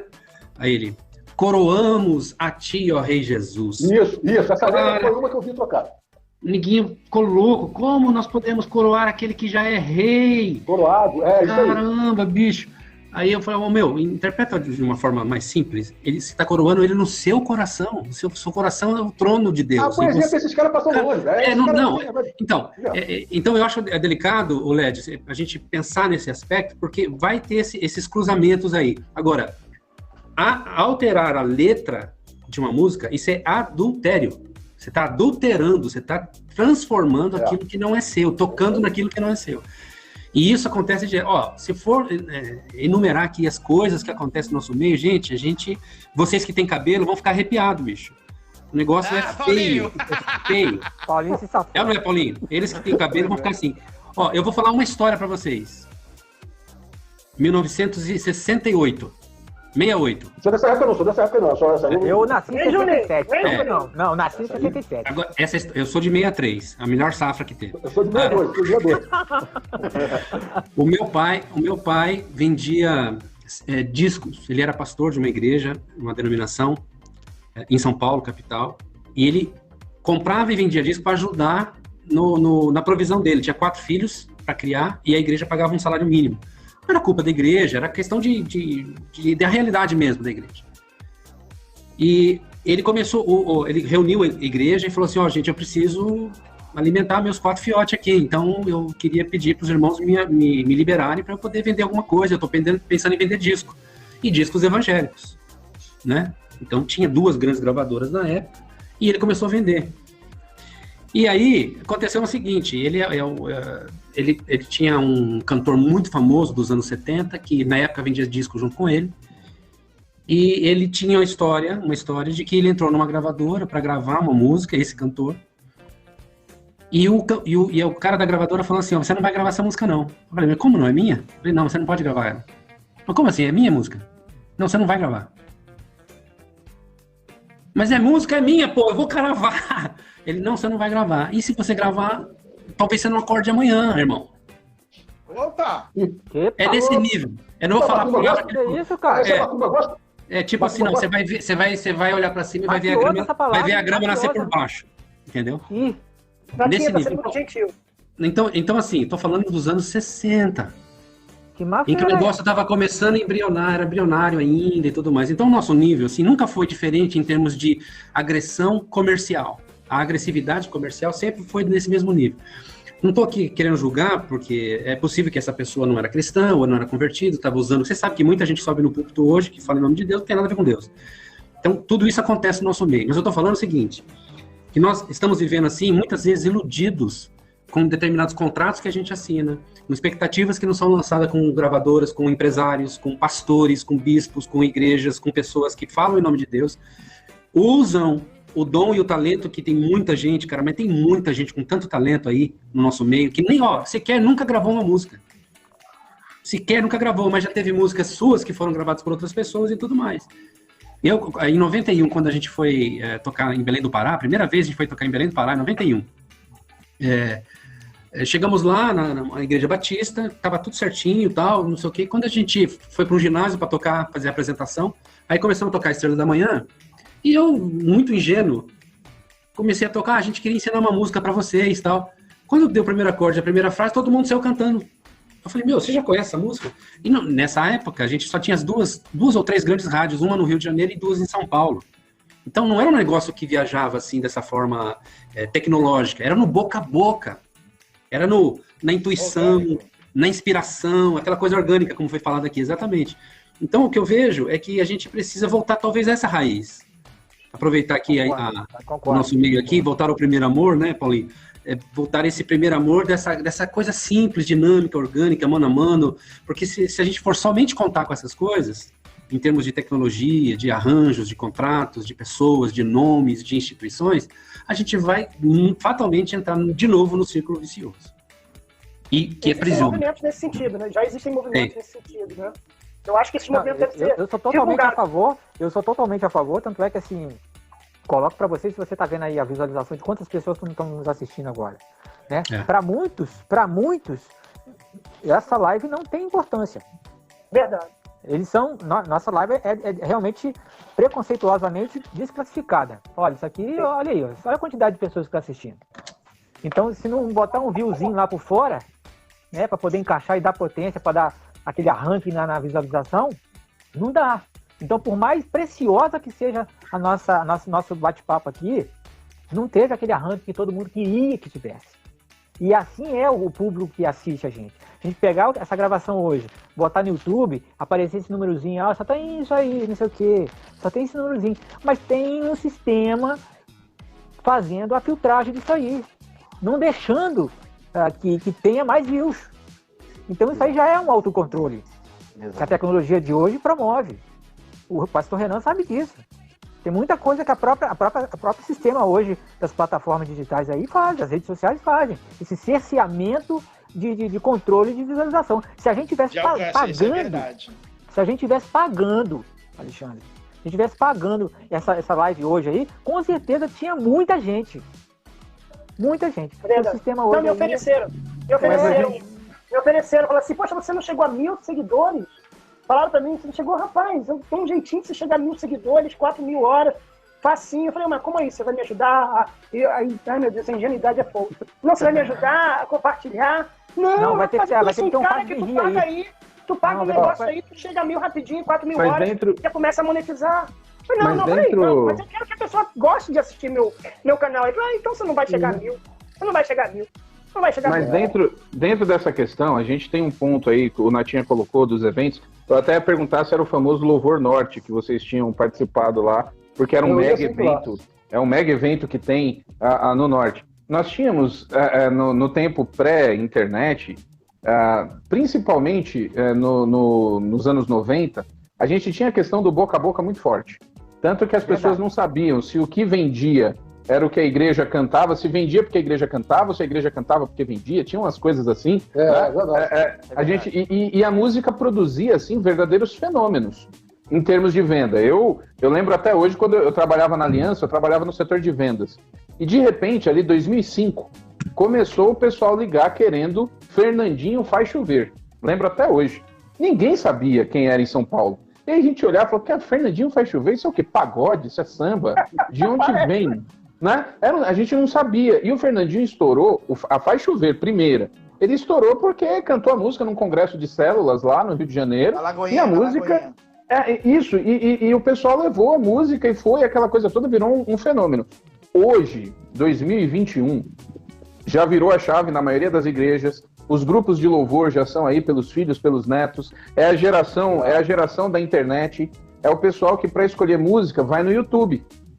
Então o pessoal hoje, eles escolhem músicas para cantar na igreja, eles entram lá, vem a música lá que tá bombada, e aí tem a discussão se é fake ou não os números, mas são os números que chegam para lá, os canais que você segue. E aí a turma vai. Então, assim, fazer essa questão hoje, no boca a boca, os eventos, os grandes eventos de música, os grandes congressos de música, sejam denominacionais ou não, eles morreram, e não foi por causa do Covid. Morreram antes. Eu fiz a live com o Massal tinha Adoração e Adoradores, que é um evento assim extraordinário. Teve um auge, né? Ele teve um momento ali que... E o congresso acabou, ele não existe mais. Então hoje nós não temos essas pontes que gerem as músicas, que gerem essa troca, e aí fica tudo desse jeito ali, pelo YouTube, pelo Spotify, e hoje é complicado porque você faz a sua playlist, né? Você escuta no Spotify a sua playlist, hoje é tudo muito bolha, assim, a gente fica preso mesmo no microverso que não conhece, que não vê. Então, eu não sei, eu sinto muita falta desses eventos, desses festivais, para conhecer. Eu estou conhecendo muita coisa por causa das lives, assim, é impressionante como eu tenho conhecido gente, como eu tenho relembrado e visto, mas a maioria das pessoas, elas estão presas ali naquele microverso ali, aquele negócio pequenininho, com as músicas tudo iguais, as músicas são todas iguais. E aí... Eu quero aproveitar essa deixa aí do Ramon. O que vocês estão achando das composições de hoje?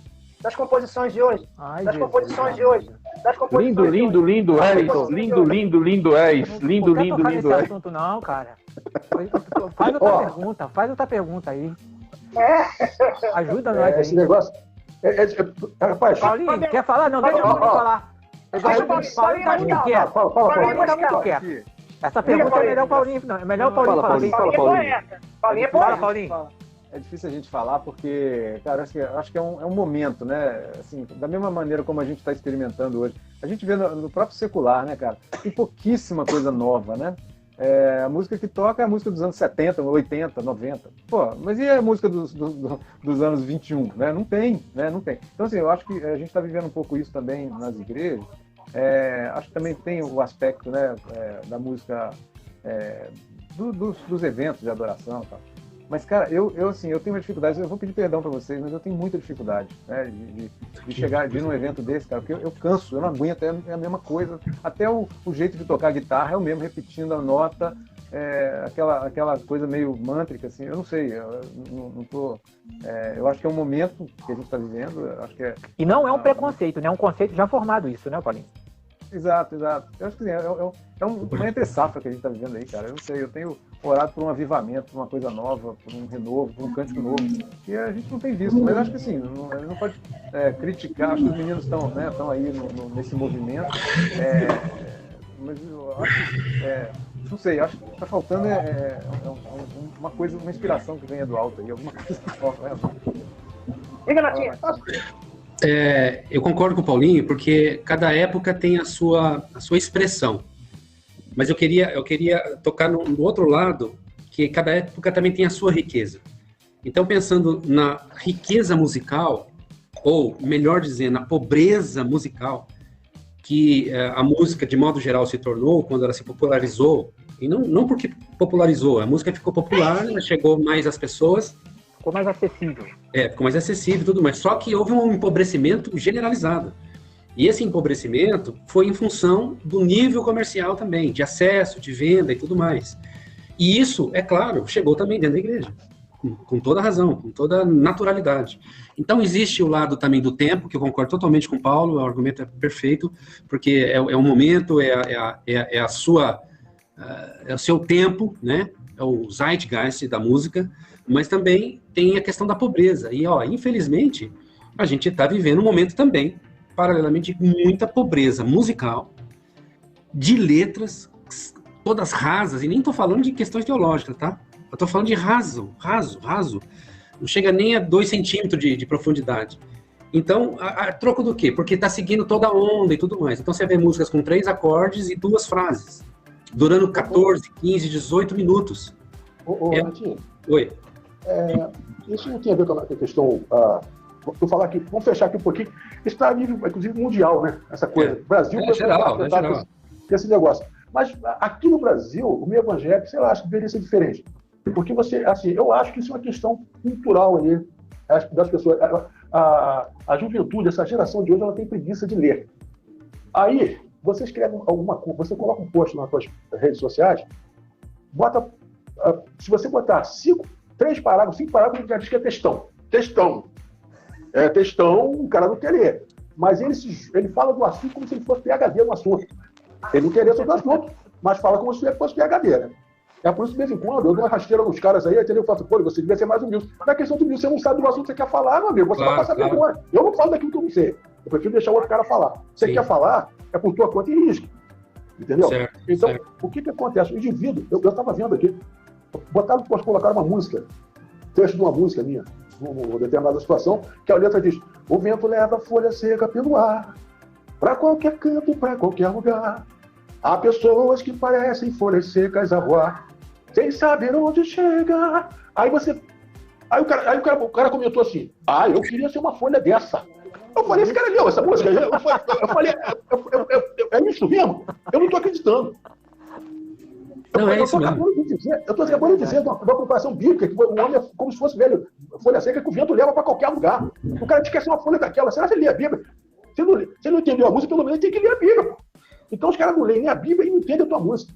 Aí, eu acho que também é uma questão, às vezes, até de português, língua portuguesa, né? Então, outro dia eu estava refutando um rapaz que viu alguma postagem minha, alguma coisa, alguma matéria, algum artigo que eu escrevi, e eu falei para ele: meu amigo, o seu problema não é teologia, o seu problema não é crença, o seu problema é não ter interpretado o texto direito.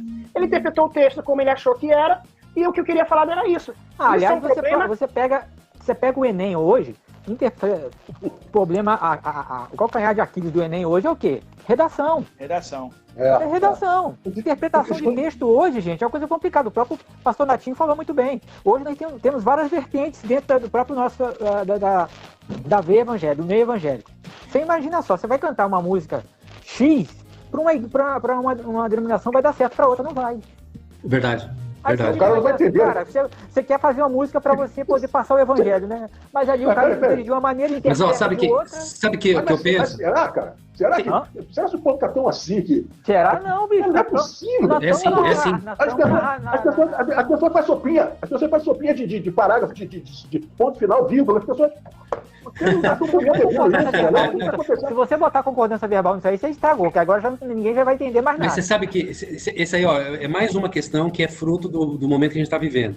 Tem uma pesquisa da PUC, acho que é da PUC, no começo dos anos 20 agora, né, que nós estamos vivendo, dos anos 20,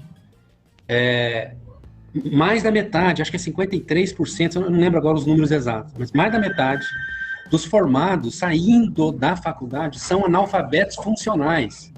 O que é um analfabeto funcional? É aquele que lê, mas não entende, não sabe interpretar. Então, a gente vem de uma construção social, educacional, que vai adentrando ao meio evangélico, ao meio cristão, católico. Reflete. Entendeu? Então, o que acontece? Aí não há uma cultura, não há uma interpretação e não há um sentimento, uma sensação de conhecer. Vou dar um exemplo dentro da música. Quando eu fiz a Estrela da Manhã, a música tem 2 tonalidades. Ela tem as estrofes em Dó maior e o refrão em Lá maior. Quem conhece o mínimo de campo harmônico sabe que Lá maior não pertence a Dó maior. Então, 2 tonalidades distintas. E às vezes eu ia numa igreja pregar ou tocar alguma coisa, aí o pessoal do louvor que cantava antes queria tocar a Estrela da Manhã. Sabe como é que é? Aquela coisa, fazer uma média e tal. Eu fui em 2 igrejas que eles fizeram a música todinha em Dó maior, cara. E já vi também isso aí. É encantável a música quando chega no refrão em Dó maior, principalmente para as mulheres. Então, você vê que é uma depuração. Difícil, doía. Então, se a pessoa é músico, mas não conhece, ele é um analfabeto musical, entendeu? Como é que o cara te acompanhou lá? O cara te acompanhou, você tocou? Como é que foi? Não, eu estava esperando para pregar. Ele ia só pegar, rapaz. Ih, aí fica difícil. Se ele canta com esse cara. Se eu fosse você, eu tinha falado pro cara, rapaziada, é bom que vocês estão aqui louvando o papai. Não, é o que eu fiz. O que eu fiz?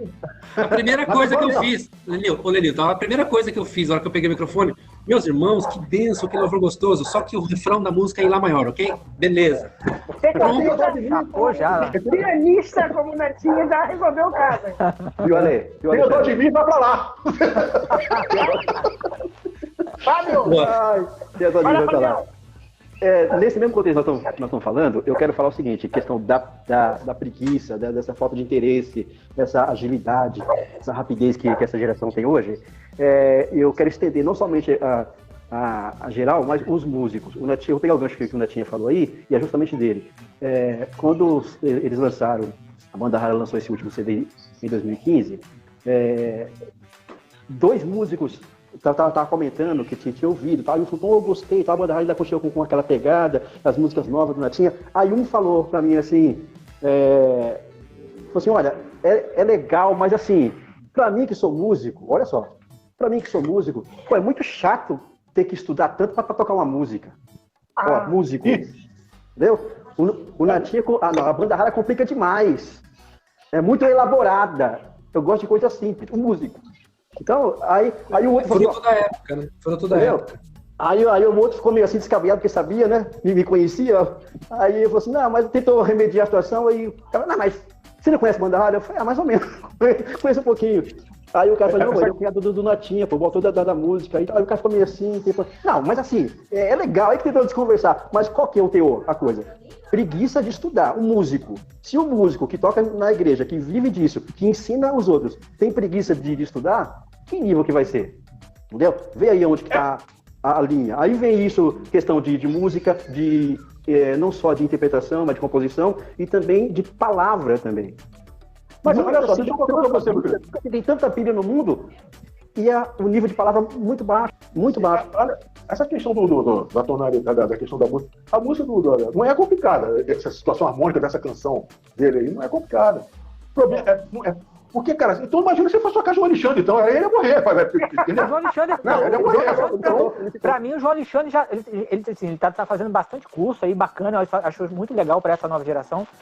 Mas o João, pra mim, eu acho assim que ele deve estar com uma raiva enorme, porque, pô, naquela época ele já ficava revoltado já com o pessoal, com 4, a gente é 5, vamos fazer uma 7 harmonia aqui, mais ou menos, e tal. Ele já falava com a gente, gente, vamos sair disso aí, cara. Ele já puxava a orelha da gente.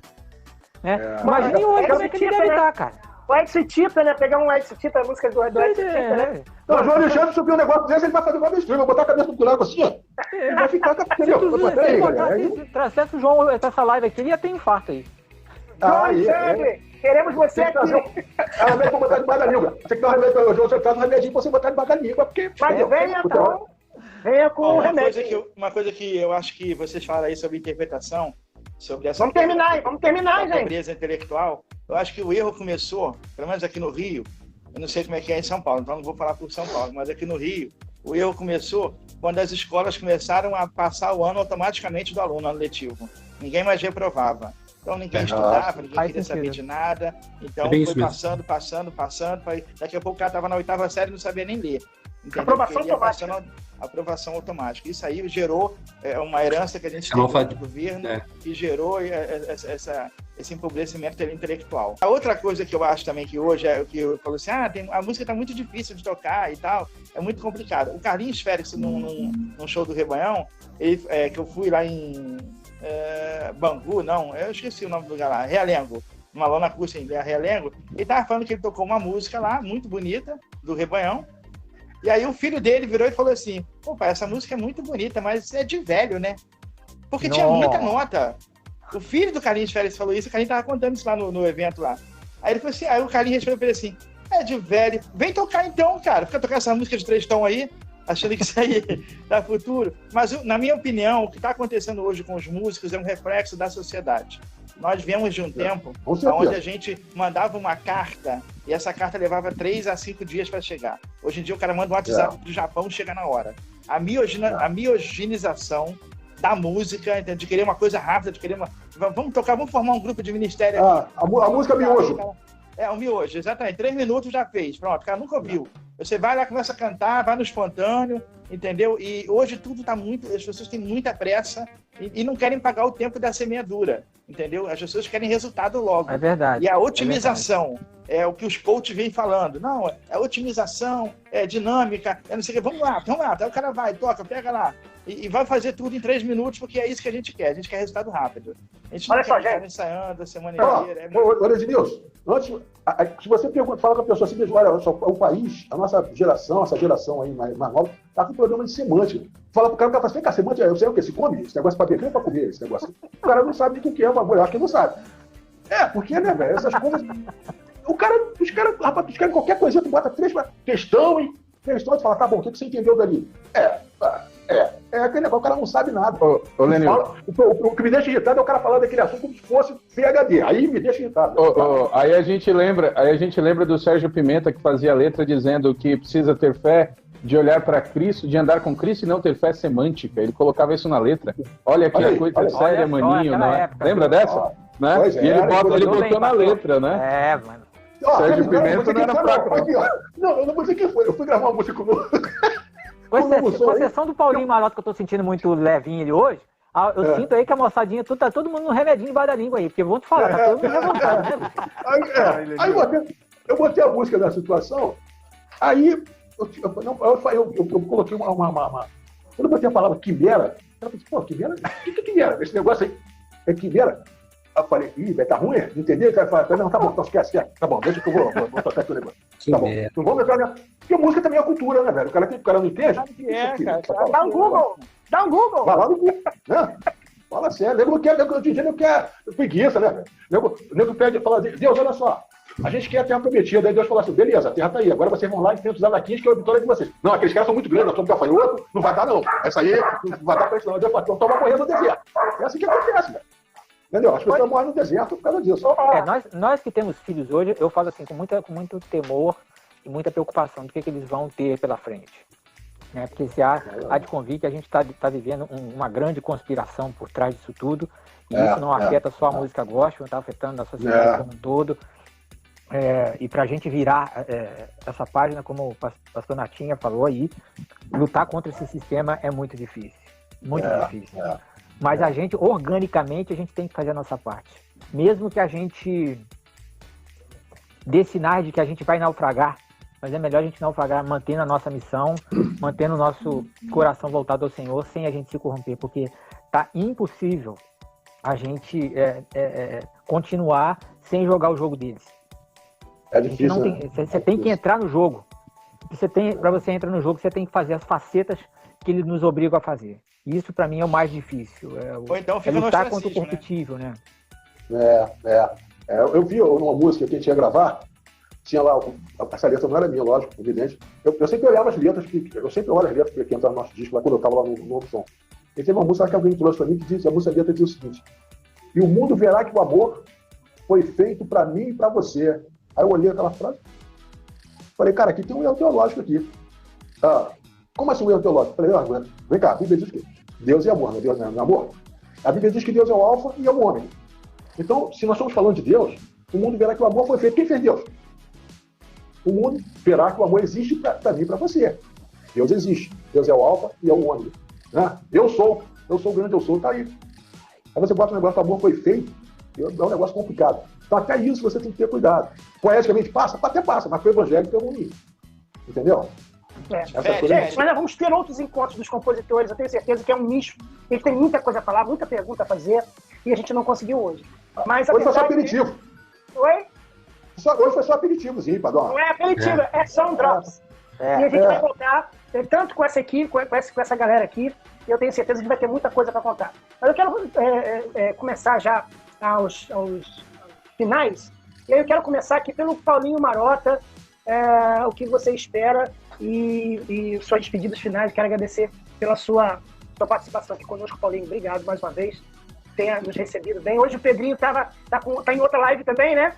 Bom, obrigado, Alexandre, pela oportunidade, cara. E, assim, especialmente pela oportunidade de estar nesse meio, né, com esses caras tão bacanas. Foi uma conversa muito boa. Eu falei que eu ia aprender mais do que eu ia falar. Então eu fiquei no meu papel aqui, ouvindo, né, a contribuição de cada um de vocês. E eu queria encorajar cada um de nós, cara, porque assim, eu vejo, né, essa luta que o Natinha comentou aí, eu ia até complementar isso, sabe? Eu sempre fui muito inocente, muito assim, inocente no sentido... Crédulo, né? Crédulo, né? Da gente ser muito crédulo, da gente acreditar nas pessoas, né?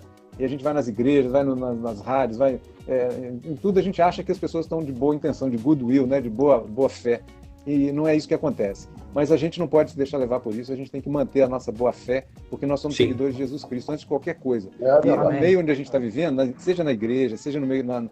hoje a igreja ela é tão corrompida quanto é o meio secular, né? Então assim, a gente não espera que vai encontrar gente melhor na igreja não do que a gente encontra no mundo. O pior ainda, porque a gente encontra que a gente vai crédulo, acreditando nas pessoas e a gente dá com a cara na porta, né? Então assim, eu acho que eu queria estimular e incentivar, encorajar cada um de vocês a continuar seguindo os passos de Jesus, a fazer diferença onde a gente estiver, a sempre perguntar, olha, nessa situação, o que Jesus faria, né? Como é que eu vou me portar, como é que eu vou agir, sempre me espelhando em Jesus, né? Sempre olhando para Ele, seguindo, aprendendo, estudando e confiando nele, né? Porque no final das contas é isso, cara. Assim, meio evangélico não é joio e trigo, né? E eu vou te falar, hoje tem mais joio do que trigo. Então assim, tá muito difícil, né? A gente viver no mundo hoje, acho que a gente vai vivendo um tempo muito difícil, cada vez mais. Não vai aliviar, eu creio que não. A impressão que eu tenho é que a gente está chegando muito próximo do final dos tempos, né? Então a gente precisa estar preparado. A gente precisa realmente estar ciente disso, não se iludir com o mundo, com as coisas que o mundo oferece, mas realmente seguir os passos de Jesus e se preparar mesmo, né? E fazer escolhas certas, andar abrindo mão daquilo que não convém, que não tem a ver com o reino, com os objetivos do reino de Deus, e realmente fazer essas escolhas, sabe? Porque vai chegar, eu acho que esse tempo está se abreviando demais, e eu creio que nessa nossa geração ainda pode ser que se encontre com Jesus. Então a gente tem que estar preparado, né? Então eu queria encorajar vocês, agradecer aí pela oportunidade de estar com vocês. Quero, né, outras oportunidades também, ouvir um pouquinho, aprender de vocês e a gente andar juntos aí. Obrigado. Bacana. Amém. Valeu. Pastor Natinha, prazer tê-lo conosco. Prazer, alegria. Eu quero dizer uma experiência pessoal. Eu vi a Banda Rara na década de 90. Eu ia onde a Banda Rara estava também. Via o senhor lá no teclado e mandando bem. Eu falei, um dia, quando eu crescer, eu quero ser 10% desse tecladista aí. E eu tô com outro tecladista que eu era fãzaço, com aqueles sintetizadores maravilhosos. Obrigado. E eu espero mais vezes o senhor conosco. Tem mais um encontro no Podcast Show. Eu que agradeço, Alessandro, porque é uma alegria e uma honra, né? A gente fica tão desconectado no mundo pandêmico, no mundo fechado e etc. A gente tem saído pouco, enfim. E é tão bom, assim, a gente cruzar com pessoas assim tão especiais. Então, acho que não preciso acrescentar nada ao que o Paulinho falou. Eu tenho a mesma expectativa, faço as palavras dele, as minhas palavras também. Eu sou daqueles que acreditam na volta de Jesus e que está aí pertinho, está na beirada, estamos bem na beirada. Agora, de repente, uma coisa tão simples como essa que aconteceu aqui, e eu acredito que vai se repetir, possa ser aquela representação de uma semente, né? Uma semente pode dar um trigo que dá 1 metro e pouco de altura, mas uma semente também quase do mesmo tamanho pode dar um carvalho gigantesco, né? Então a gente não sabe, mas o importante é valorizar a semente que a gente tem na mão aqui. Que essa seja uma semente, esse encontro aqui, que frutifique para muita coisa boa que vai acontecer. Amém. Obrigado. Juninho. Eu acho que assim... Juninho, me liga e você fica 1 hora conversando. É verdade. Mas eu falo assim, não é desmerecendo as outras, mas essa live de hoje, para mim, teve um quê de especial muito forte para mim, para minha vida, primeiro de estar revendo amigos e de estar conhecendo amigos que são amigos de Deus, são amigos do mundo. E louvo ao Senhor para que vocês continuem fazendo parte da minha vida, porque vocês escreveram muitas histórias que fazem parte da minha vida. E como o pastor Natinho falou, eu espero que isso aí perdure e vá dar novos frutos, e podem contar comigo sempre. Eu acho que eu saio daqui extremamente abençoado e grato ao Senhor por esse momento que está compartilhando com vocês. Beleza. Isso aí, Juninho. Muito emocionante, muito lindo. Lenilton, mais uma vez, obrigado. Falar o que desse camarada? Gente finíssima. Olha só, que o Papai do Céu abençoe a todos vocês aí, o Marota, aí, o Ednilson, Natinho, o Júnior. E a gente se enriquece, né? Cada vez que a gente participa de um debate aqui, de um bate-papo desse, a gente aprende muita coisa, né? A gente se edifica uns aos outros e tal. A gente enriquece a nossa bagagem, que sai daqui um pouco mais rico, né? Com certeza. E assim, o que nós estamos fazendo aqui é falando das coisas que... Existe a parte prática, mas existe a parte espiritual também, principalmente falando que nós nos propomos a fazer música que faz essa diferença na vida das pessoas, que transforme vidas, né? Que resgate vidas. Então isso é o mais importante. Então não me importa se eu fizer uma música, fizer um trabalho que fique... que abençoe 1, 2, 3 vidas, ela já terá cumprido o objetivo dela. Entende? Eu penso que às vezes Deus quer falar com uma pessoa. Às vezes ele é naquele cantinho no meio da multidão e ele fala com aquela pessoa ali. Não é os tapinhas nas costas, os aplausos que vão fazer diferença na vida da gente. Né? É lógico que seria bom se todos nós pudéssemos sobreviver da música, né? Pudéssemos viver isso aí, que hoje em dia está complicado. Mas Papai Céu tem os caminhos deles, os desígnios deles, e cabe a nós a resignação dessa coisa toda e fazermos a nossa parte, porque Deus não vai fazer a nossa parte nunca. Né? A gente, Deus manda, ressuscita um cadáver, um defunto, mas a gente tem que remover a pedra e depois desatar. Né? Então a nossa parte vai ser sempre feita e deixar que a parte de Deus faça, a parte dele. Entendeu? Ou não, a vontade de Deus é soberana. Né? Certo. Então, queridão, eu agradeço a contribuição aqui de vocês para a minha vida. Né? E como disse o Júlio, mencionou muito bem, muitos aqui escreveram muitas canções que fizeram parte da nossa história. Né? E não parte da nossa história, parte da vida de muitas pessoas no Brasil inteiro. Né? Já transformou vidas aqui. Isso é o mais importante disso tudo. Né? O pelo mundo, pregar o evangelho a toda criatura. E através das nossas canções, isso é o mais importante. Né? Então, obrigado pelo carinho e até uma próxima. Deus abençoe todos vocês, queridão. Tá?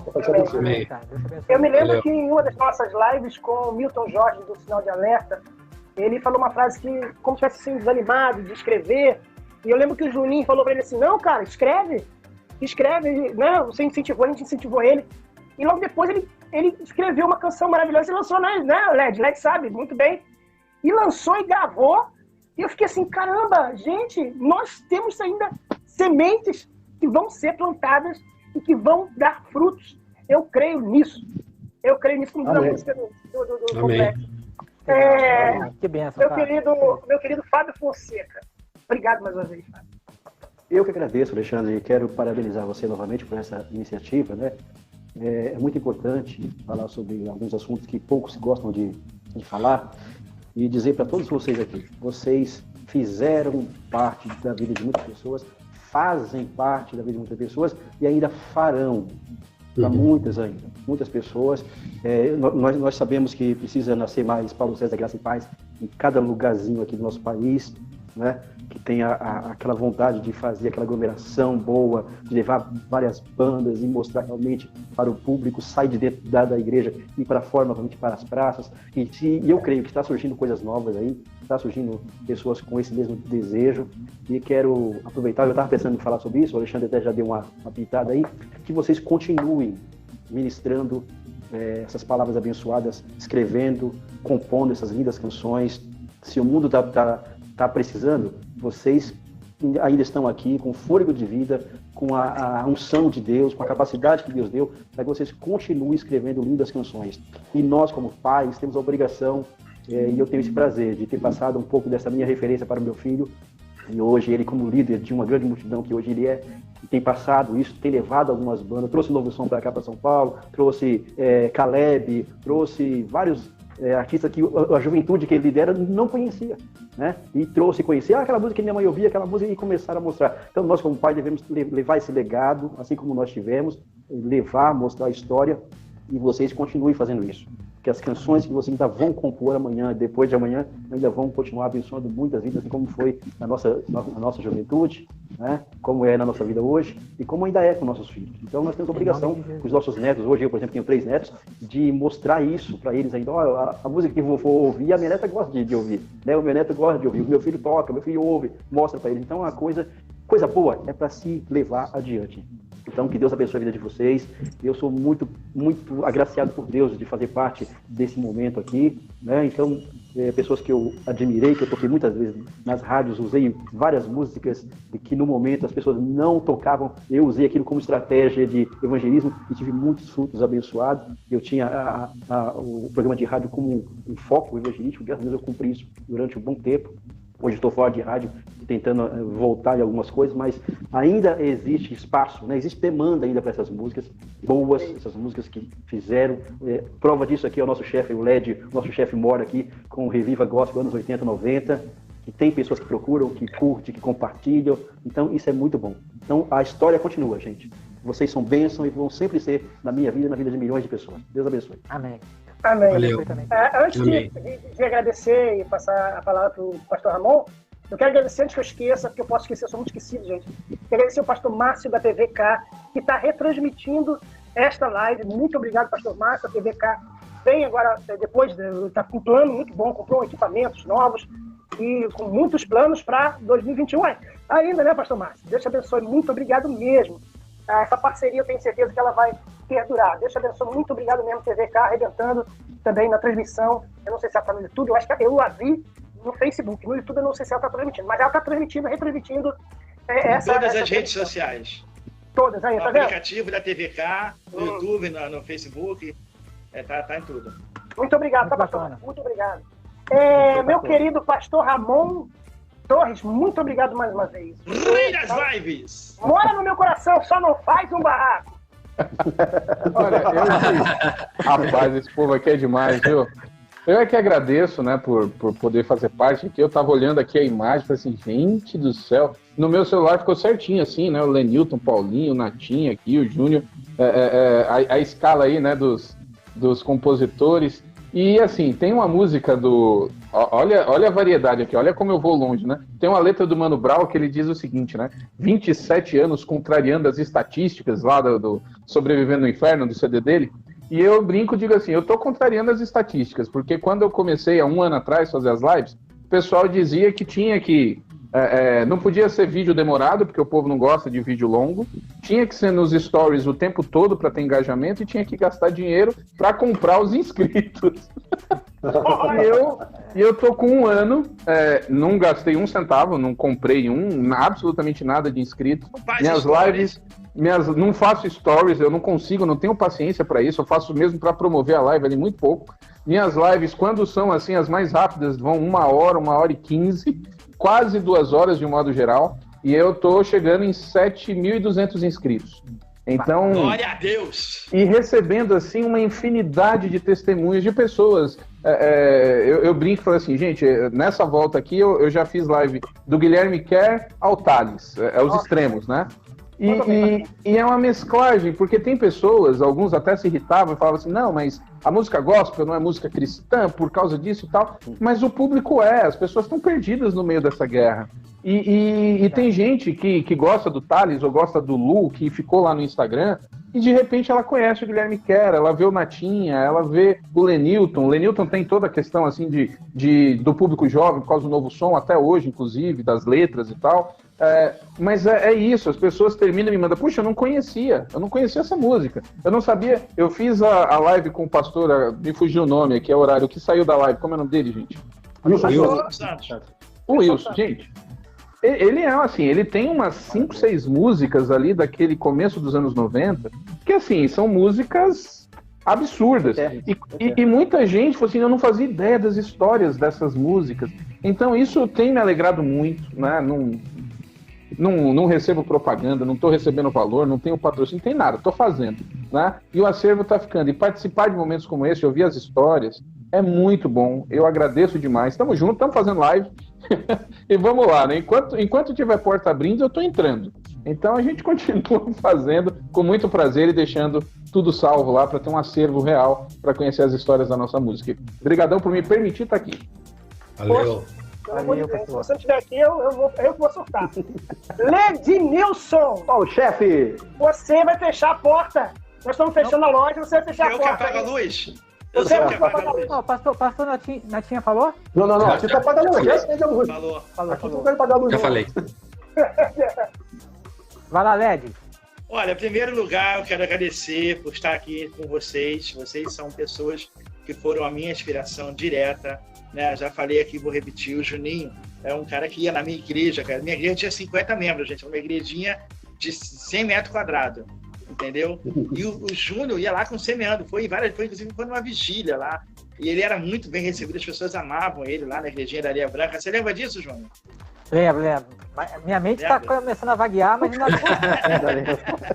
Rateando, já tá rateando, já? Tá rateando.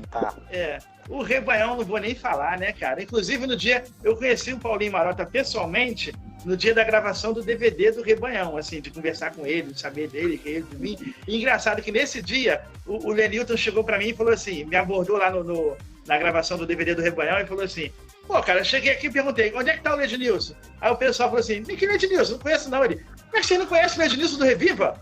Deus de palma na galera. Aí ele foi lá dentro e a gente conversou, foi muito legal. E assim, tá nessa live com vocês é tudo, né? Fábio é um guerreiro nosso, aliado aí, tá com a gente sempre, me ajuda em muitas coisas, inclusive nos contatos com os cantores de São Paulo, é muito legal.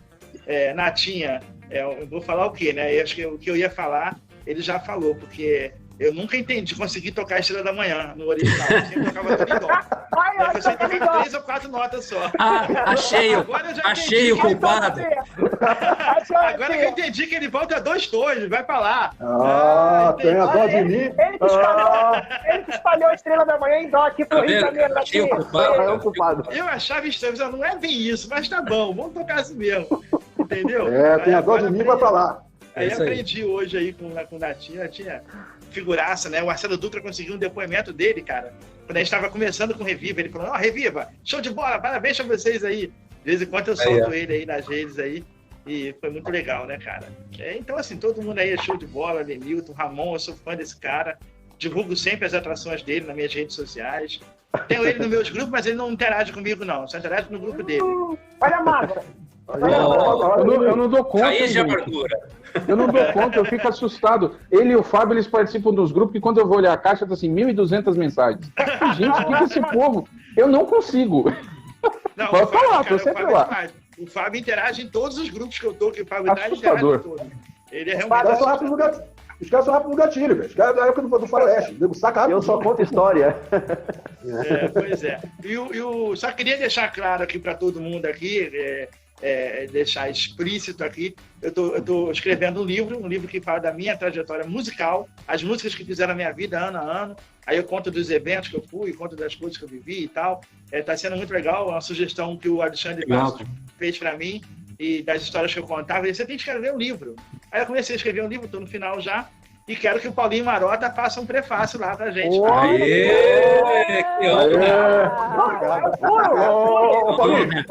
Paulinho, seguinte, vem cá, quanto vai custar essa situação que eu também quanto é que foi o cascalho? Paulinho, deixa eu explicar aqui uma coisa. Quando eu falei com a minha família que eu queria que o Paulinho ia escrever, a pessoa, não, tudo a ver, porque o Paulinho caminhou com a gente no grupo do Reviva, no WhatsApp, durante quase 2 anos, né, Paulinho?